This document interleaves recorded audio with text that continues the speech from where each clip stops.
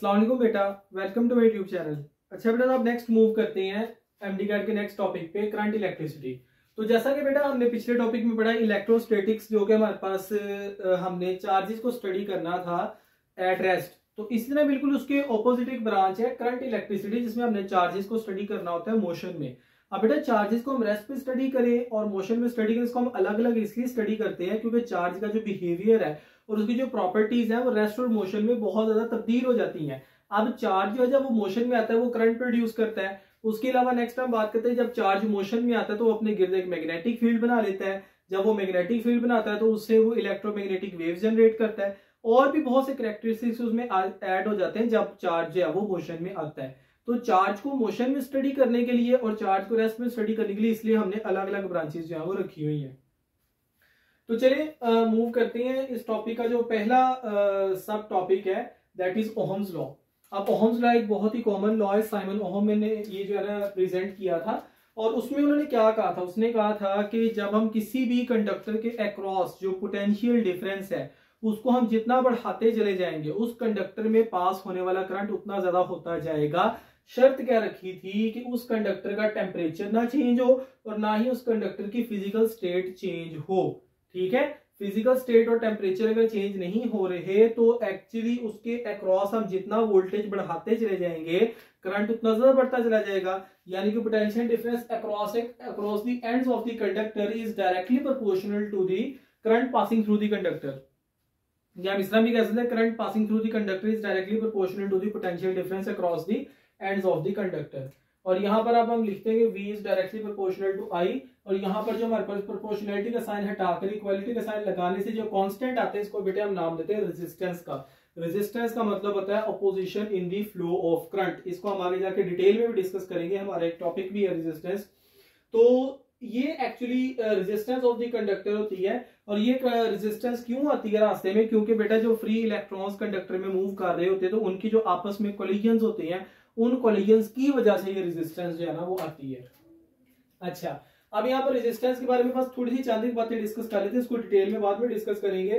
कि जो रेजिस्टेंस है इसका फॉर्मूला बन जाएगा V/I and that is equals two volt per ampere. तो इसका जो यूनिट होता है वो वोल्ट पर एम्पेयर होता है, और इसको बेटे हम कलेक्टिवली वोल्ट पर एम्पेयर को नाम देते हैं ओहम का। ठीक है, तो इसका जो यूनिट है वो ओहम होता है, और उसके बेस यूनिट्स जो है वो मैंने आपको यहाँ पर सॉल्व करके लिख दी है, किलोग्राम मीटर स्क्वायर पर सेकंड क्यूब और पर एम्पियर स्क्वायर, और ये इसकी डायमेंशंस बन जाएंगी। अच्छा बेटे, यहाँ से आप मजीद यूनिट्स भी बना सकते हैं, जैसे लेट्स से कि ये किलोग्राम मीटर स्क्वायर पर सेकंड क्यूब आपको पता है वॉट के इक्वल होता है, तो ये मेरे पास आ जाना है वॉट पर एम्पियर स्क्वायर। ठीक है, इस तरह की आप यूनिट बना सकते हैं। वैसे भी आपको पता है कि अगर मैं इसको लिखूं तो ये आ जाना है मेरे पास P/I square that is equals to R। तो ये फॉर्मूला आपने पढ़ा हुआ है पहले भी। ठीक है, ये फॉर्मूला आपने इस तरह पढ़ा हुआ है कि जो पावर थी ये इक्वल थी I स्क्वायर R के। इस तरह बेटे आप फॉर्मूला से डिफरेंट यूनिट्स वगैरह बना सकते हैं। तो यहाँ पर जो R है इसका यूनिट निकालें तो I स्क्वायर जाके डिवाइड हो जाएगा, तो ये आएगा P/I स्क्वायर यानी कि वॉट पर एम्पेयर स्क्वायर, और ये देखिए उसी में से ही बन रहा है। तो आप डिफरेंट यूनिट्स वगैरह निकाल सकते हैं। वैसे वो ये जो यूनिट्स वगैरह में से क्वेश्चन आते हैं ना बेटा, वो इन टॉपिक्स में से नहीं आते, वो आपके एक अलग से एमडी कैट का टॉपिक है, और वो टॉपिक है यूनिट्स, मतलब जो यूनिट्स की डायमेंशंस और मेजरमेंट्स है ना उनमें से आती हैं। ठीक है, तो इसलिए मैं आपको साथ साथ प्रैक्टिस करवाता रहता हूँ ताकि आपको जो है ना वो साथ साथ जो डायमेंशंस निकालिए यूनिट्स निकालने आते रहे। अच्छा, उसके बाद अब हम ग्राफिकल एनालिसिस पे अगर आते हैं तो आपको पता है कि जब दो चीजें आपस में डायरेक्टली प्रोपोर्शनल हैं तो उनके दरमियान जो ग्राफ बनता है वो इस तरह बनता है, जैसे लेट्स से कि मैं कहता हूं कि x और y आपस में डायरेक्टली प्रोपोर्शनल है, तो उनके दरमियान में ग्राफ इस तरह करके बनेगा, एक स्ट्रेट लाइन बनेगी इंक्लाइन टू y एक्सिस। यहाँ पर x इधर लिख लेते हैं और y जो है वो इधर लिख लेते हैं। ठीक है, तो यहाँ पर इंक्लाइन टू x एक्सिस जो है ना वो हमारे पास एक स्ट्रेट लाइन आएगी। तो यहाँ पर ना बेटा देखें, मेरी बात सुनिए, हम जो ग्राफ बनाते हैं ना वो दो तरीके से बनाते हैं, एक वोल्टेज टू करंट ग्राफ बनाते हैं, एक करंट टू वोल्टेज ग्राफ बनाते हैं। और ये जो स्लोप आती है ना, स्लोप का एक जनरल फॉर्मूला आता है, वो बस आप याद रखें। स्लोप का हमारे पास जनरली फॉर्मूला होता है delta y over delta x। ये हर किस्म के ग्राफ पे एप्लीकेबल होता है। ठीक है, delta y over delta x। तो यहाँ पर एक बात याद रखें कि जब भी हम V/I का ग्राफ ड्रॉ करेंगे ना, यानी कि हम y एक्सिस पे वोल्टेज लेंगे और x एक्सिस पे करंट लेंगे, तो जो स्लोप आएगी ना that will be equals to resistance. क्योंकि यहां पर अगर मैं स्लोप का फॉर्मूला लगाऊं तो यहां पर लगेगा change in potential difference divide by change in current, तो that is equals to resistance. लेकिन अगर हम बात करते हैं आई और वी का ग्राफ, यानी कि हम वाई एक्सिस पे आई ले रहे हैं और एक्स एक्सिस पे वी ले रहे हैं, तो यहां पर मेरे पास जो स्लोप आएगी वो delta I over delta V है। So that is equals to conductance, ये कंडक्टेंस की इक्वल होती है। ठीक है, तो ये बात आपने याद रखनी है। तो इस तरह करके आपको ग्राफ में आता है कुछ भी, तो उस हिसाब से आपने, जैसे लेट्स से कि मैंने यहाँ पे एक ग्राफ बनाया है और दो कंडक्टर्स के लिए मैंने ग्राफ ड्रॉ किया है, एक का नाम मैंने ए रखा है और एक का नाम मैंने बी रखा है, लेकिन ये मैंने वोल्टेज टू करंट ग्राफ रखा है। अब देखिए वोल्टेज टू करंट ग्राफ में स्लोप का मतलब क्या है? स्लोप का मतलब है रेजिस्टेंस, यानी कि स्लोप जितनी ग्रेटर होगी, इस तरह स्लोप बेटे जीरो होती है, जितना इस तरह मूव होती है, जितना उसके अंदर ग्रेडियंट पैदा होता जाएगा वो उतनी ग्रेटर होती जाएगी। तो जिसकी स्लोप ग्रेटर होगी उसकी रेजिस्टेंस ज्यादा, ये बात याद रखें, जिसकी स्लोप ग्रेटर उसकी रेजिस्टेंस ज्यादा। तो इस केस में ये जो मेरे पास बी वाला कंडक्टर है इसकी रेजिस्टेंस ज्यादा होगी as compare to a conductor. ठीक है, और यहां पर आप देखें कि मैंने आई और वी का ग्राफ बनाया हुआ है, यानी कि अब ये जो स्लोप है ये कंडक्टेंस की बात कर रही है, और कंडक्टेंस जो है वो रेजिस्टेंस का रेसिप्रोकल होता है। जिसकी रेजिस्टेंस ज्यादा उसकी कंडक्टेंस कम, जिसकी रेजिस्टेंस कम उसकी कंडक्टेंस ज्यादा। तो यहां पर अगर मैं बात करता हूं आई और वी का ग्राफ है, तो ये ए और बी है, यहां पर बी की स्लोप ग्रेटर है लेकिन ये कंडक्टेंस है, तो बी की कंडक्टेंस ज्यादा है, तो इसका मतलब यहां पर जो बी की रेजिस्टेंस है वो कम है। ओके, तो इस केस में इस तरह करके आएगा कि हमारे पास जो ए की रेजिस्टेंस है वो ज्यादा है, बी की रेजिस्टेंस कम है, क्योंकि ये जो ग्राफ बनाया है ये करंट ओवर वोल्टेज का ग्राफ बना है। ठीक है, तो आपको जब भी कोई ग्राफ आए उसकी स्लोप आए और आपसे रेजिस्टेंस वगैरह पूछी जाए, तो आपने कम से कम ये देख लेना है कि वो ग्राफ कौन किसकी वाई एक्सिस पे कौन सी क्वांटिटी और एक्स एक्सिस पे कौन सी क्वांटिटी है। अच्छा, उसके बाद बेटा नेक्स्ट हम फिर बात करते हैं कि सारे के सारे कंडक्टर्स जो है वो ओहम्स लॉ को ओबे नहीं करते। कुछ कंडक्टर्स ऐसे भी हैं जो ओहम्स लॉ को ओबे करते हैं, कुछ ऐसे हैं जो ओहम्स लॉ को ओबे नहीं करते। जो ओबे करते हैं उनको हम ओहमिक कंडक्टर कहते थे, जो नहीं करते उनको हम नॉन ओहमिक कंडक्टर का नाम दे देते हैं। ठीक है, तो यहाँ पर बेटे नेक्स्ट हम बात करते हैं कि मैंने एक छोटा सा कंपैरिजन दिया है between ohmic and non ohmic conductor. अब देखिए यहाँ पर चूंकि स्लोप जो है वो स्ट्रेट जा रही है, इसका मतलब ये ओहम्स लॉ को ओबे कर रहा है, लेकिन अगर स्लोप स्ट्रेट नहीं रहेगी, स्लोप हट जाएगी, तो इसका मतलब कि इस पॉइंट से आगे, इस पॉइंट से आगे जो है ना ये प्रोपोर्शनल नहीं रहा। ठीक है, यहां पर भी देखेंगे इस पॉइंट से आगे जो डायरेक्ट प्रोपोर्शनैलिटी वाली स्लोप है वो खत्म हो गई है, तो इसका मतलब कि ओहम्स लॉ को बहुत देर तक ओबे नहीं कर रहा, इसका मतलब कि नॉन ओहमिक कंडक्टर है। तो इस केस में होगा क्या कि यहां तक तो रेजिस्टेंस कांस्टेंट थी, लेकिन आगे से रेजिस्टेंस कांस्टेंट नहीं है, रेजिस्टेंस चेंज होनी शुरू हो गई है। तो ओहमिक कंडक्टर की रेजिस्टेंस कांस्टेंट रहती है, नॉन ओहमिक की रेजिस्टेंस वेरी कर जाती है जैसे जैसे हम वोल्टेज को इंक्रीज करते हैं। अच्छा, मतलब लो वोल्टेज पे वेरी करना शुरू कर देती है। अब यहाँ पर इसका जो वीआई ग्राफ है वो लीनियर है। अच्छा, वीआई ग्राफ भी लीनियर होगा, आईवी ग्राफ भी लीनियर होगा, दोनों ग्राफ लीनियर होंगे इस तरह करके ना। तो इसका ये सारे के सारे जो ग्राफ है ना ये ओहमिक कंडक्टर्स के लिए है। ठीक है, लेकिन यहाँ पर जो ग्राफ है वो नॉन लीनियर होगा, यानी कि स्ट्रेट लाइन नहीं आएगी, वो इस तरह करके लाइक एक डिस्टॉर्टेड खराब हुई हुई लाइन आएगी, ग्रेडियंट खराब हुआ आएगा। Voltage does not affect our, जो वोल्टेज है वो रेजिस्टेंस में फर्क नहीं डालेंगे, वोल्टेज बढ़ाया रेजिस्टेंस में कोई फर्क नहीं पड़ेगा, लेकिन यहां पर वोल्टेज बढ़ाएंगे तो रेजिस्टेंस तब्दील होगी। अच्छा, उसके बाद नेक्स्ट हम बात करते हैं कि टेम्परेचर रिमेन कांस्टेंट, तो ऑब्वियसली वो ओहम्स लॉ को ओबे कर रहा है तो टेम्परेचर उसका कांस्टेंट रहेगा विद द वोल्टेज। लेकिन नॉन ओहमिक कंडक्टर में जो टेम्परेचर है ये चेंज हो जाता है, जब टेम्परेचर चेंज होता है ऑब्वियसली तो फिर वो ओहम्स लॉ को ओबे नहीं करेगा, क्योंकि उसकी वायलेशन कर दी उसने वहां पर, जो कि उसने शर्त लगाई थी, कंडीशन लगाई थी, उसकी वायलेशन कर दी है। तो ये चंद एक कंपैरिजन है between ohmic and non ohmic conductor. अब ये मैंने फिलामेंट के लिए एक बनाया, फिलामेंट एक नॉन ओहमिक कंडक्टर की एग्जांपल है। तो अब देखिए जो फिलामेंट है ये एक्चुअली टंगस्टन का बना होता है, टंगस्टन एक एलिमेंट है उसका बना होता है। अब देखिए यहाँ पर आई वी ग्राफ है, आई वी ग्राफ जो है ये शो कर रहा है कि इसकी कंडक्टेंस है। ठीक है, तो आप ये देखिए कि इसकी जो एक्चुअली यहां पर जा रहा है, यहां पर जाने के बाद इसकी कंडक्टेंस कम होना शुरू हो गई है। कंडक्टेंस कम होने का मतलब क्या है कि इसकी रेजिस्टेंस बढ़ना शुरू हो गई है। ठीक है, और अगर वीआई ग्राफ होगा वो उसका इस तरह करके बनेगा, तो यहाँ पर चूंकि स्लोप ग्रेटर हुई है इसका मतलब उसकी रेजिस्टेंस बढ़ रही है। ठीक है, तो ये आपने याद रखने के फिलामेंट का आईवी ग्राफ इस तरह का होगा, वीआई ग्राफ इस तरह का, क्यों? क्योंकि रेजिस्टेंस बढ़ रही है। तो आप ये बात याद रखिए, अगर कंडक्टेंस वाली स्लोप कम हो रही है इसका मतलब रेजिस्टेंस बढ़ रही है, लेकिन अगर रेजिस्टेंस वाली स्लोप कम हो रही है इसका मतलब कंडक्टेंस बढ़ रही है। ठीक है, तो ये बात याद, दोनों एक दूसरे के रेसिप्रोकल है। तो यहाँ पर क्या वोल्टेज बढ़ाया, टेम्परेचर बढ़ गया, टेम्परेचर बढ़ने से क्या वो कोलिजन बढ़े, कोलिजन बढ़ने से रेजिस्टेंस बढ़ गई, तो ओहम्स लॉ जो है वो वैलिड नहीं रहा। इसका सेमीकंडक्टर डायोड है। अच्छा, सेमीकंडक्टर डायोड का ओहम्स लॉ को ना ओबे करना और फिलामेंट का ओहम्स लॉ को ना ओबे करना, दोनों की जो कॉजेज है वो डिफरेंट है। अब सेमीकंडक्टर में होता क्या है, सेमीकंडक्टर में बेटे कुछ इस तरह होता है कि जो हमारे पास सेमीकंडक्टर होता है ना, ये एक टेम्परेचर के बाद जाके ना इसके जो बॉन्ड्स होते हैं वो लूजली अटैच्ड इलेक्ट्रॉन्स होते हैं वो ब्रेक होना शुरू हो जाता है, जिसकी वजह से इलेक्ट्रॉन्स एंड होल्स जनरेट होना शुरू हो जाते हैं। अब जब इलेक्ट्रॉन्स एंड होल्स जनरेट होते हैं तो इससे number of charge carrier increase होते हैं। अब नंबर ऑफ चार्ज कैरियर ज्यादा मतलब वो अब अच्छा कंडक्टर है, उसकी कंडक्टिविटी ज्यादा हो गई है, उसकी कंडक्टेंस ज्यादा हो गई है। अब चूंकि उसकी कंडक्टेंस ज्यादा हो गई है तो इन केस हम ये बात कहते हैं कि उसकी रेजिस्टेंस कम हो जाती है। तो यहां पर एक्चुअली जो इसका ओहम्स लॉ को ना ओबे करने की जो मतलब के कॉज है ना, वो ये नहीं कि टेम्परेचर वेरी कर जाता है, यहाँ पर इसके नंबर ऑफ चार्ज कैरियर्स बढ़ जाते हैं जिसकी वजह से रेजिस्टेंस कांस्टेंट नहीं रह पाती, रेजिस्टेंस कम हो जाती है। ठीक है, इस केस में वोल्टेज बढ़ाया तो रेजिस्टेंस बढ़ गई, इस केस में वोल्टेज बढ़ाया तो रेजिस्टेंस कम हो गई। तो आप ये देखें ना कि ये एक्चुअली कंडक्टेंस का ग्राफ है ना, तो कंडक्टेंस का ग्राफ देखिए कितने तेजी से ऊपर को जा रहा है। और हम ये बात कहते हैं कि जो सेमी कंडक्टर का जो IV ग्राफ है ये हमारे पास एक एक्सपोनेंशियल ग्राफ बनता है। एक्सपोनेंशियल का मतलब ये कि बहुत तेजी से इंक्रीज हो रहा है, मल्टीपल फोल्ड्स के अंदर इंक्रीज होती है इसकी जो कंडक्टेंस होती है। ठीक है, तो ये हमारे पास ओहम्स लॉ है। अब एक छोटा सा तारुफ, एक बड़ा बेसिक टॉपिक है इलेक्ट्रिक करंट, उसका भी हम साथ ही कर लेते हैं कि इलेक्ट्रिक करंट क्या होता है। इलेक्ट्रिक करंट आपको पता है कि time rate of flow of charges को कहते हैं कि एक क्रॉस सेक्शनल एरिया से एक पॉइंट से जो चार्जेस गुजर रहे हैं उनको हम इलेक्ट्रिक करंट का नाम दे देते हैं। तो ये बेटा हमारे पास इलेक्ट्रिक करंट का फॉर्मूला है, ये एक स्केलर क्वांटिटी है और इसका यूनिट एम्पेयर होता है और एम्पेयर जो है वो कूलम पर सेकंड के इक्वल होता है।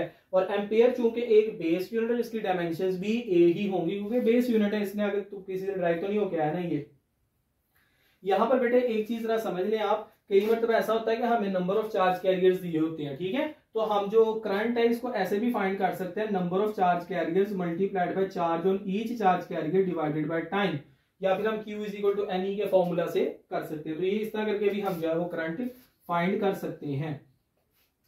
अब बेटा इलेक्ट्रिक करंट जो है ना वो हमारे सिलेबस में जो है वो 3 किस्म का है। एक तो बेटा हमारे पास अल्टरनेटिंग करंट है, एक प्योर डीसी है, एक पल्सेटिंग डीसी है। ठीक है, अब इन तीनों में फर्क क्या क्या होता है बेटे। जो हमारे पास अल्टरनेटिंग करंट होता है वो लाइक दैट इस तरह करके मूव करता है, 2 डायरेक्शंस में मूव करता है। प्योर डीसी जो है बेटा इसकी जो वैल्यू है वो ऑन होने के बाद कांस्टेंट हो जाती है और फिर इसकी वैल्यू चेंज नहीं होती। पल्सेटिंग डीसी में बेटा होता ये है कि डायरेक्शन तो चेंज नहीं होती लेकिन वैल्यू चेंज होती रहती है। ठीक है, तो एक्चुअली जो हमारे पास प्योर डीसी या पल्सेटिंग डीसी है ये यूनिडायरेक्शनल, डायरेक्शन चेंज नहीं होती। अल्टरनेटिव करंट में डायरेक्शन चेंज होती है, इस तरह करके ये देखें ना मेन पोजीशन ऊपर को या फिर नीचे को है तो डायरेक्शन चेंज होती रहती है।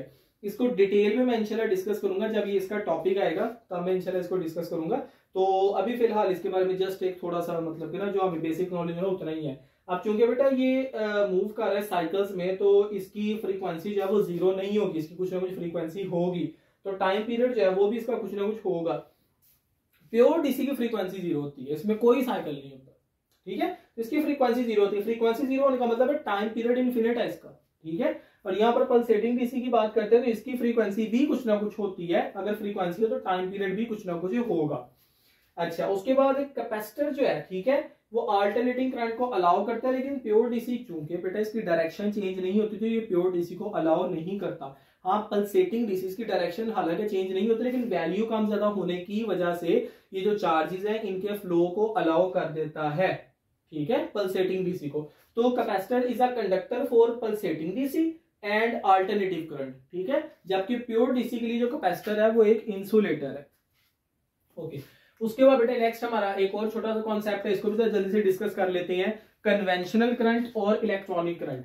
कन्वेंशनल करंट होता है ड्यू टू पॉजिटिव चार्जेस, ठीक है, और इलेक्ट्रॉनिक करंट होता है ड्यू टू इलेक्ट्रॉन्स। अच्छा बेटा ये बात याद रखें, मैं यहाँ पर जब इलेक्ट्रॉनिक करंट की बात करूंगा मैं नेगेटिव चार्जेस की नहीं कहूंगा, मैं यहाँ पर कहूंगा इलेक्ट्रॉन्स। ठीक है, ये इलेक्ट्रॉन्स की वजह से होता है, जबकि कन्वेंशनल करंट में मैं प्रोटॉन्स वर्ड यूज नहीं करूंगा, ये याद रखना आपने। ठीक है, इसके लिए मैं कहूंगा ड्यू टू पॉजिटिव चार्जेस। ठीक है, तो ये बेटा हमारे पास कन्वेंशनल करंट है, दूसरा इलेक्ट्रॉनिक करंट है। तो कन्वेंशनल करंट क्या होता है, from high potential to low potential. इस तरह जो इलेक्ट्रॉनिक करंट है from low to high potential होता है। ये आपका क्वेश्चन भी है कि इलेक्ट्रॉन्स जो है वो लो टू हाई पोटेंशियल क्यों मूव करते हैं, क्योंकि इलेक्ट्रॉन्स पे नेगेटिव चार्ज होता है। अब क्योंकि नेगेटिव चार्ज है तो उन्होंने low potential to high potential move करना है। ठीक है, नेक्स्ट बेटे हम बात करते हैं, हमारे पास एक कॉन्सेप्ट आता है ड्रिफ्ट वेलोसिटी और थर्मल वेलोसिटी। अब ड्रिफ्ट वेलोसिटी जो है ना, इसको समझने के लिए हम एक छोटी सी एग्जांपल लेते हैं। बेटा देखिए, एक कंडक्टर है, उस कंडक्टर में फ्री इलेक्ट्रॉन्स है, फ्री इलेक्ट्रॉन्स है, वो हर वक्त मूव भी कर रहे हैं, लेकिन हम एक कंडक्टर को अगर टच करें तो हमें करंट क्यों नहीं महसूस होता। उसकी वजह यह है कि उनका मोशन होता है रैंडम। अब जब उनका रैंडम मोशन है तो हमारे पास net effect of current zero है, क्योंकि देख रहे हैं इलेक्ट्रॉन ऊपर भी जा रहे हैं, नीचे को भी आ रहे हैं, उधर को भी आ रहे हैं, उधर को भी आ रहे हैं, तो ये रैंडम डायरेक्शंस में मूव कर रहे हैं। तो किसी भी कंडक्टर के अंदर net effect of current zero होता है। लेकिन अगर हम उसको किसी एक्सटर्नल इलेक्ट्रिक फील्ड के साथ अटैच कर दें, कोई एक्सटर्नल इलेक्ट्रिक फील्ड को अप्लाई, जैसे मैंने यहाँ पे बैटरी एक साथ लगाई है तो एक्सटर्नल इलेक्ट्रिक फील्ड आ गई है, ठीक है। तो इस केस में बेटा होगा क्या कि इलेक्ट्रॉन्स है वो खास डायरेक्शन में मूव करना शुरू कर देंगे। जैसे यहाँ पर जो इलेक्ट्रॉन्स है वो सारे इस डायरेक्शन में इधर को मूव करना शुरू कर देंगे। तो अब वो जो इलेक्ट्रॉन्स मूव करेंगे, अब यहाँ पे नेट इफेक्ट ऑफ करंट जो है वो जीरो नहीं है। यहाँ पर जो हमारे पास अगर मैं नेट इफेक्ट ऑफ करंट की बात करूं तो वो नॉन जीरो है। तो बेटा यहाँ पर जो इलेक्ट्रॉन्स रैंडमली मूव कर रहे थे इसको हम थर्मल वेलोसिटी कहते हैं, और यहाँ पर जो एक स्पेसिफिक डायरेक्शन में मूव कर रहे थे उसको हम ड्रिफ्ट वेलोसिटी कहते हैं, ठीक है। अब इनमें क्या क्या फर्क है ये सारी बातें मैं आपको पहले बता चुका हूँ कि वो किसी एक्सटर्नल इलेक्ट्रिक फील्ड की प्रेजेंस में होगा, जबकि वो without any external electric field होगा, ठीक है। इसके अंदर जो इलेक्ट्रॉन्स का मोशन है वो लीनियर होगा, एक स्ट्रेट लाइन में इस तरह मूव कर रही होंगे एक स्पेसिफिक डायरेक्शन में, जबकि रैंडम मोशन होगा, डिफरेंट डायरेक्शंस में इलेक्ट्रॉन्स जो है ना वो मूव कर रहे होंगे। नेट इफेक्ट ऑफ करंट यहाँ पर जीरो नहीं होगा, कुछ ना कुछ करंट पैदा हो रहा होगा, लेकिन जबकि यहाँ पर net effect of current thermal velocity में जीरो होगा, ठीक है।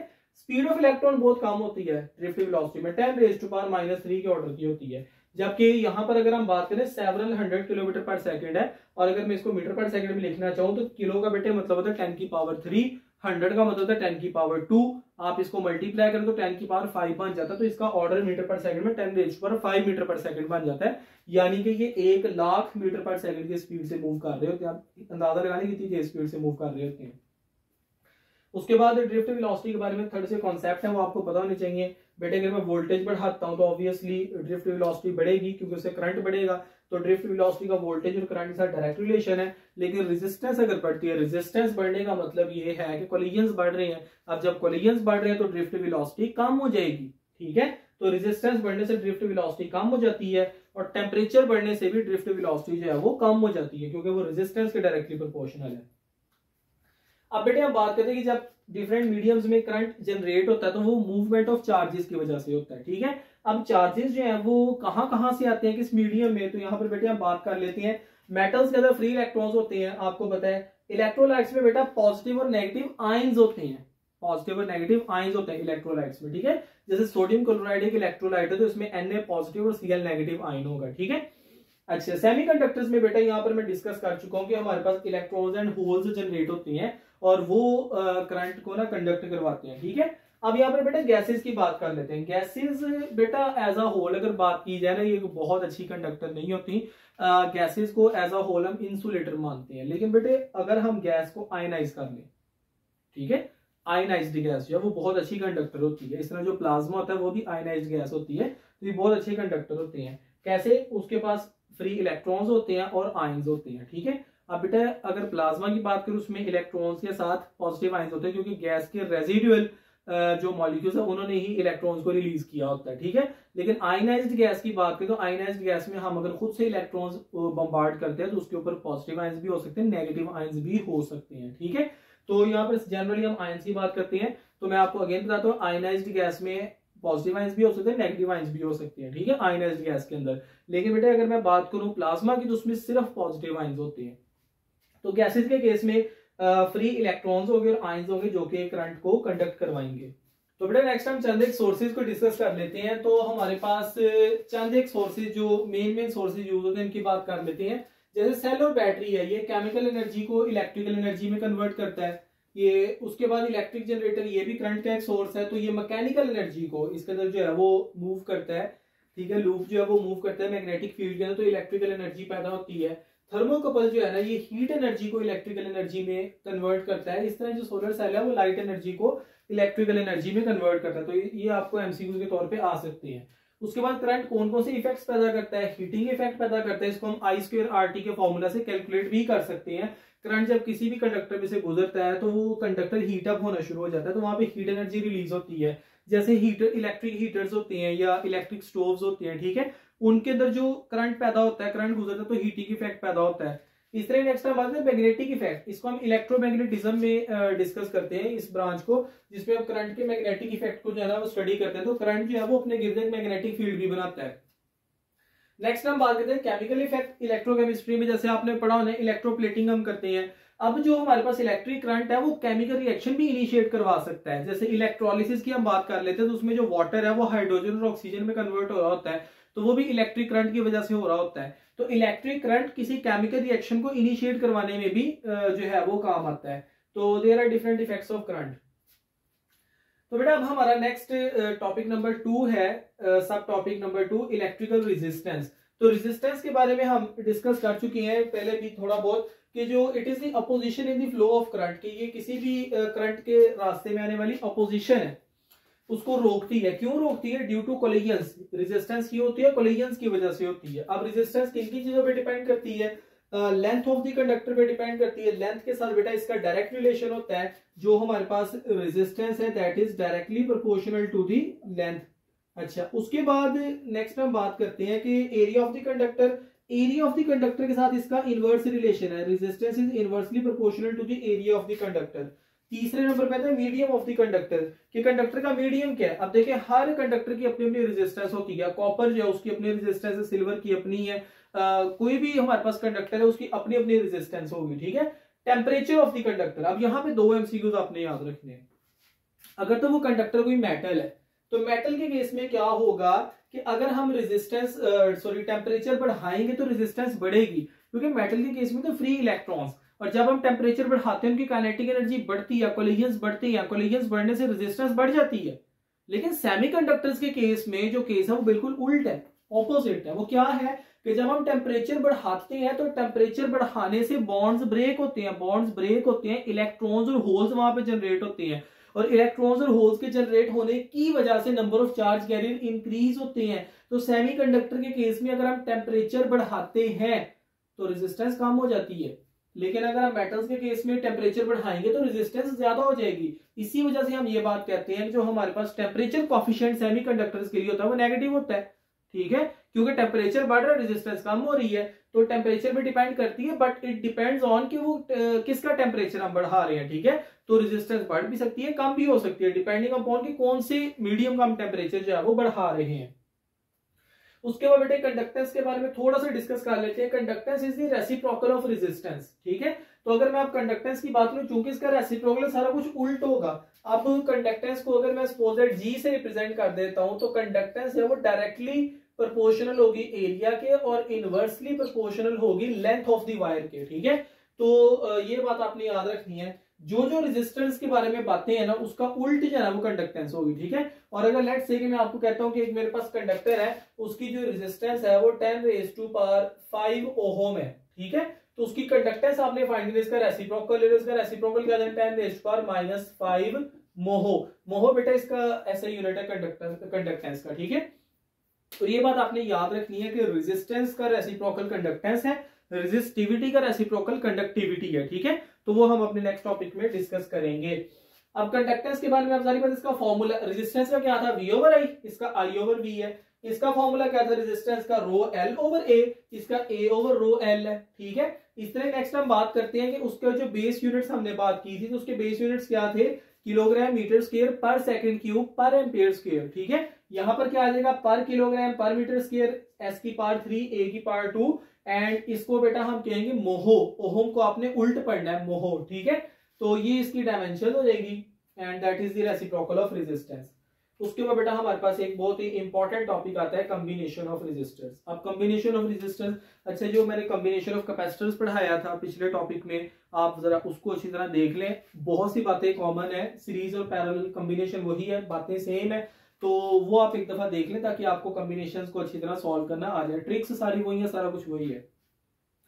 सीरीज में आपको पता है कि हमारे पास एक सिंगल पाथ अवेलेबल होता है रेजिस्टर्स के लिए। जैसे लेट्स से कि ये मेरे पास रेजिस्टर्स हैं और ये है सीरीज के अंदर, ठीक है। तो चूंकि अब ये सीरीज के अंदर रेजिस्टर्स हैं तो इनके लिए एक ही पाथ है करंट के लिए। जबकि पैरेलल के अंदर अगर हम बात करें तो इसके अंदर हमारे पास एक से ज्यादा पाथ होते हैं। जैसे लेट्स से कि मैं आपको कहता हूँ कि ये मेरे पास एक रेजिस्टर है और ये दूसरा रेजिस्टर है, और ये दोनों एक दूसरे के साथ पैरेलल में अटैच है। क्यों अटैच है? क्योंकि इसके लिए करंट का रास्ता और है, उसके लिए करंट के लिए रास्ता और है, ठीक है। तो यहाँ पर एक से ज्यादा पाथवे होते हैं। यहाँ पर क्या होगा कि हर रेजिस्टर के अक्रॉस जो करंट की क्वांटिटी है वो सेम रहेगी। यहाँ पर करंट जो है वो डिवाइड हो जाएगा, वेरी करेगा, ठीक है। हाँ, सीरीज में जो है वो क्या कहते हैं, वोल्टेज डिवाइड होगा, ठीक है, जबकि पैरेलल में वोल्टेज जो है वो हर रेजिस्टर के अक्रॉस सेम रहेगा। इक्विवेलेंट रेजिस्टेंस हम इस तरह फाइंड कर सकते हैं, उनको सिंपली जमा करके, और यहाँ पर हम उनके रेसिप्रोकल्स को ऐड करते हैं। अब बेटा ये जरा चीज समझ लें, ये जो नेक्स्ट मैं बात करने लगा हूं ब्राइटनेस। अच्छा, ये स्पेसिफिकली ये जो मैं पॉइंट डिस्कस कर रहा हूँ ना, ये बल्ब्स के लिए है, ठीक है, क्योंकि बल्ब्स की ब्राइटनेस हम डिस्कस करते हैं ना, तो ये इसको मैं ना डिटेल में जाके पावर वाले टॉपिक में भी डिस्कस करूंगा। तो ब्राइटनेस जो है वो जिस बल्ब के अक्रॉस पोटेंशियल डिफरेंस जितना ज्यादा होगा ना, उसकी ब्राइटनेस उतनी ज्यादा होगी। और जाहिर बात है कि पोटेंशियल डिफरेंस उस बल्ब के अक्रॉस ज्यादा होगी जिसकी रेजिस्टेंस ज्यादा होगी, ठीक है। लेकिन यहाँ पर आपने ये बात याद रखनी कि सीरीज में जिसकी पावर रेटिंग ज्यादा होगी उसकी ब्राइटनेस कम होगी। मतलब मैं आपको छोटी सी एग्जांपल देता हूं कि एक मैंने 100 वॉट का बल्ब लगाया है और एक मैंने 60 वॉट का बल्ब लगाया है, उन दोनों को मैंने सीरीज में लगाया है, ठीक है। अब सीरीज में लगाने के नतीजे में होगा क्या कि बेटे एक्चुअली जो हमारे पास पावर रेटिंग ज्यादा वाला बल्ब होगा ना, ठीक है, जैसे लेट्स से 100 और 60 का कंपैरिजन कर लेते हैं, तो 100 वॉट वाला जो बल्ब होगा ना उसकी ब्राइटनेस कम होगी, 60 वाले की ब्राइटनेस ज्यादा होगी। सीरीज में ये बात याद रखनी है, ठीक है। अब यहाँ पर आप सोचते हैं कि जो हम आमतौर पे घरों में बल्ब लगाते हैं इसमें तो ज्यादा पावर रेटिंग वाला बल्ब ज्यादा ब्राइट होता है, ठीक है। तो एक्चुअली हमारे घरों में जो कॉम्बिनेशन होता है दैट इज पैरेलल कॉम्बिनेशन, ठीक है। तो यहाँ पर हम नेक्स्ट बात करते हैं कि जो हमारे पास more than one path available होता है करंट का, और बाकी सारी बातें। लास्ट पे ब्राइटनेस की अगर हम डिस्कस करें तो ब्राइटनेस जो है वो करंट के डायरेक्टली प्रोपोर्शनल होगी। अब आप यहाँ पे ये सोच रहे होंगे कि मैंने यहाँ पर वोल्टेज लिखा है, यहाँ पर मैंने करंट क्यों लिख दिया है। अब देखिए पैरेलल में अंडरस्टूड बात है कि वोल्टेज सबके लिए सेम है, किसकी रेजिस्टेंस कम है, किसकी रेजिस्टेंस ज्यादा है, किसकी पावर रेटिंग कम है, किसकी पावर रेटिंग ज्यादा है, रिगार्डलेस ऑफ एवरीथिंग अगर वो पैरेलल में है तो उसका वोल्टेज सेम होगा, ठीक है। सीरीज में ऐसा नहीं होता, सीरीज में वोल्टेज है वो डिवाइड होता है, ठीक है। तो वो डिपेंड कर रहा होता है रेजिस्टेंस पे, पावर रेटिंग पे। तो यहां पर हम नेक्स्ट बात करते हैं कि जिसकी रेजिस्टेंस कम होगी करंट ज्यादा पास करेगा, और उसकी जिसकी पावर रेटिंग ज्यादा होगी उसमें से भी करंट ज्यादा पास करेगा और ब्राइटनेस ज्यादा होगी, ठीक है। अब वही दो बल्ब अगर मैं पैरेलल में लगाता हूं 100 और 60 वॉट वाले, अब 60 वॉट वाला बल्ब जो है ना वो ज्यादा ब्राइट होगा एज कंपेयर टू 100 वॉट वाला बल्ब ज्यादा ब्राइट होगा एज कंपेयर टू 60 वॉट, ठीक है, क्योंकि इसकी पावर रेटिंग ज्यादा, उसकी ब्राइटनेस ज्यादा। ओके, नेक्स्ट बेटे फिर हम बात करते हैं कि आइडेंटिकल रेजिस्टेंस अगर हम ऐड करते हैं तो उसकी इक्विवेलेंट रेजिस्टेंस जो है ना वो NR की इक्वल होगी सीरीज में, ठीक है। जैसे लेट्स से कि यहाँ पर अगर मैं इसको R, ये भी R और ये भी R, ये तीनों R R R हैं, तो इनकी इक्विवेलेंट रेजिस्टेंस जो है वो मेरे पास 3R होगी। लेकिन इस तरह मैं बात करता हूँ कि अगर ये R है और ये भी R है तो इनकी जो इक्विवेलेंट रेजिस्टेंस है वो R/2 होगी, ठीक है। तो सीरीज के अंदर अगर हम ऐड करते हैं तो NR, अगर पैरेलल में ऐड करते हैं तो R/N। इसी तरह ही जब हम रेजिस्टेंस को सीरीज में ऐड करते हैं तो इक्विवेलेंट रेजिस्टेंस ज्यादा हो जाती है। अब चूंकि इक्विवेलेंट रेजिस्टेंस ज्यादा हो जाती है क्योंकि वो ऐड हो रही है, तो जो हमारे पास इक्विवेलेंट रेजिस्टेंस है वो किसी भी रेजिस्टर से ज्यादा होगी। जैसे लेट्स से मैं आपको एग्जांपल देता हूं, 2 ओहम, 3 ओहम और 5 ओहम, ये मैंने 3 रेजिस्टर जो है ना सीरीज में लगाए हैं। आप सीरीज में लगाए हैं तो 5 + 3 + 2 10 ओहम हमारे पास इक्विवेलेंट रेजिस्टेंस आई है, जो कि ग्रेटर है सबसे, मतलब 2, 3, 5 इन तीनों से ग्रेटर है। लेकिन अगर मैं इन तीनों को पैरेलल में लगाऊंगा ना मेरा आंसर 1 पॉइंट समथिंग आएगा। अब यहाँ पे सबसे छोटी कॉम्बिनेशन में रेजिस्टेंस कौन सी थी, 2 ओहम थी, ठीक है, तो उससे भी कम मेरा आंसर आ रहा है। तो यहाँ पर ये बात आपने याद रखनी है। अगर 2 रेजिस्टर्स हम लगाते हैं तो सीरीज में तो हम सिंपली R1 + R2 से उनको फाइंड कर लेंगे। लेकिन यहाँ पर अगर हम पैरेलल में बात करें तो इसको बेटे हम नाम देते हैं प्रोडक्ट ओवर सम रूल, और ये सिर्फ 2 रेजिस्टर्स पर लगेगा, कब, जब वो पैरेलल में होंगे, ठीक है। मतलब लेट्स से कि एक हमारे पास रेजिस्टर है 6 ओहम और एक है 3 ओहम, ठीक है, उनकी इक्विवेलेंट रेजिस्टेंस आपने फाइंड करनी है। तो 6 और 3 की प्रोडक्ट क्या होती है 18, और 6 और 3 का सम क्या होता है 9, तो उनकी इक्विवेलेंट रेजिस्टेंस जो है वो 2 ओहम आएगी। आप बेशक इसको सॉल्व करके देख लें, यही आंसर आ जाएगा। तो ये 2 रेजिस्टर्स अगर हमारे पास पैरेलल में लगे तो उसको हम इस तरह सॉल्व कर सकते हैं। इस तरह आपको पता है कि वोल्टेज डिवीजन होती है सीरीज में। तो अगर मैं किसी भी रेजिस्टर के अक्रॉस वोल्टेज फाइंड करना चाहता हूं, हम ये 2 रेजिस्टर्स की बात कर लेते हैं, तो जो V1 होगा यानी कि R1 के अक्रॉस वोल्टेज होंगे उसके लिए हम इस तरह ये वाला फॉर्मूला लगा सकते हैं। V का मतलब टोटल वोल्टेजेस और R1 और मतलब के नीचे जो R1 + R2, इस तरह V2 के लिए हम इस तरह फॉर्मूला लगा सकते हैं, ठीक है। तो इस तरह सो ऑन हम ये वाला फॉर्मूला यूज कर सकते हैं, वोल्टेज डिवीजन फॉर्मूला इसको कहते हैं। अब यहाँ पर पैरेलल में करंट डिवाइड है तो करंट के लिए हम एग्जैक्टली वही फॉर्मूला यूज कर सकते हैं कि R1 के अक्रॉस कितना करंट है और R2 के अक्रॉस कितना करंट है। नेक्स्ट बेटे हम बात करते हैं कि अगर आइडेंटिकल रेजिस्टर्स जो हैं इनको हम सीरीज में कनेक्ट करते हैं एंड देन पैरेलल में कनेक्ट करते हैं, तो उनकी जो सीरीज और पैरेलल में रेशो होगी वो क्या होगी। तो बेटा देखो, सीरीज में अगर हम उनको कनेक्ट करते हैं तो एन आर, और अगर पैरेलल में तो आर ओवर एन, एन ऊपर आके मल्टीप्लाई हो जाएगा, यहाँ पर आर से आर कट जाएगा, तो यहाँ पर जो रेशियो आएगी वो एन स्क्वायर की इक्वल आएगी। मिसाल के तौर पे 3 रजिस्टर थे आइडेंटिकल, उनको मैंने पहले सीरीज में लगाया तो 3R आ गया, ठीक है। अब जब इनको ही मैं पैरेलल में लगाऊं तो R/3 आ जाएगा, ठीक है। तो अगर मैं उनकी सीरीज टू पैरेलल रेशियो लेता हूं तो 3R को R/3 पे डिवाइड किया, ठीक है, R से R कट जाएगा, 3 ऊपर आके मल्टीप्लाई आकर 9 आंसर आ जाएगा, यानी कि 9 क्या है, 3 का एक्चुअली स्क्वायर है। यहाँ पर मैं आपको समझाता हूँ कि ये देखिए ये 3R है सीरीज में, और इन्हीं को अगर मैं पैरेलल में लगाऊंगा तो इस फॉर्मूला के मुताबिक मेरे पास आ जाएगा R/3, R से R कट गया, 3 ऊपर आके मल्टीप्लाई हो गया, तो 9 आंसर आ गया, ठीक है। इस तरह मैं आपको एक और एग्जांपल लेता हूं। मैं कहता हूं 5 आइडेंटिकल रेजिस्टर्स हैं, उनको मैंने सीरीज में लगाया एंड देन फिर मैंने उनको पैरेलल में लगाया, तो उनकी सीरीज टू पैरेलल जो है वो रेशो निकालो कि इक्विवेलेंट रेजिस्टेंसेस की रेशो क्या आएगी। तो 5 का स्क्वायर का तो 25, तो आंसर 25 है। हाँ, अगर पैरेलल टू सीरीज में रेशो निकालूंगा तो 1/n² आएगा, तो इस केस में 1/9 आ जाएगा, जो दूसरी एग्जांपल थी उसमें 1/25 आ जाएगा, ठीक है। चलिए अब इसके ऊपर ना मैं आपके एमसीक्यूज पे काफी ज्यादा प्रैक्टिस करवाऊंगा, इनके जो सर्किट्स हैं उनपे। तो चलिए अब यहाँ पर थोड़ी सी डिस्कशन कर लेते हैं। ये सर्किट है और इसमें हमने फाइंड करनी है ए और बी के अक्रॉस रेजिस्टेंस, ठीक है, मतलब कि इक्विवेलेंट रेजिस्टेंस। अब देखिए बेटा, ये और ये जो दोनों है ना, ये दोनों लगे हुए सीरीज में, और सीरीज में आपको सिंपली ऐड हो जाते हैं, तो ये मेरे पास आ जाना इसका आंसर 10 ओहम, ठीक है।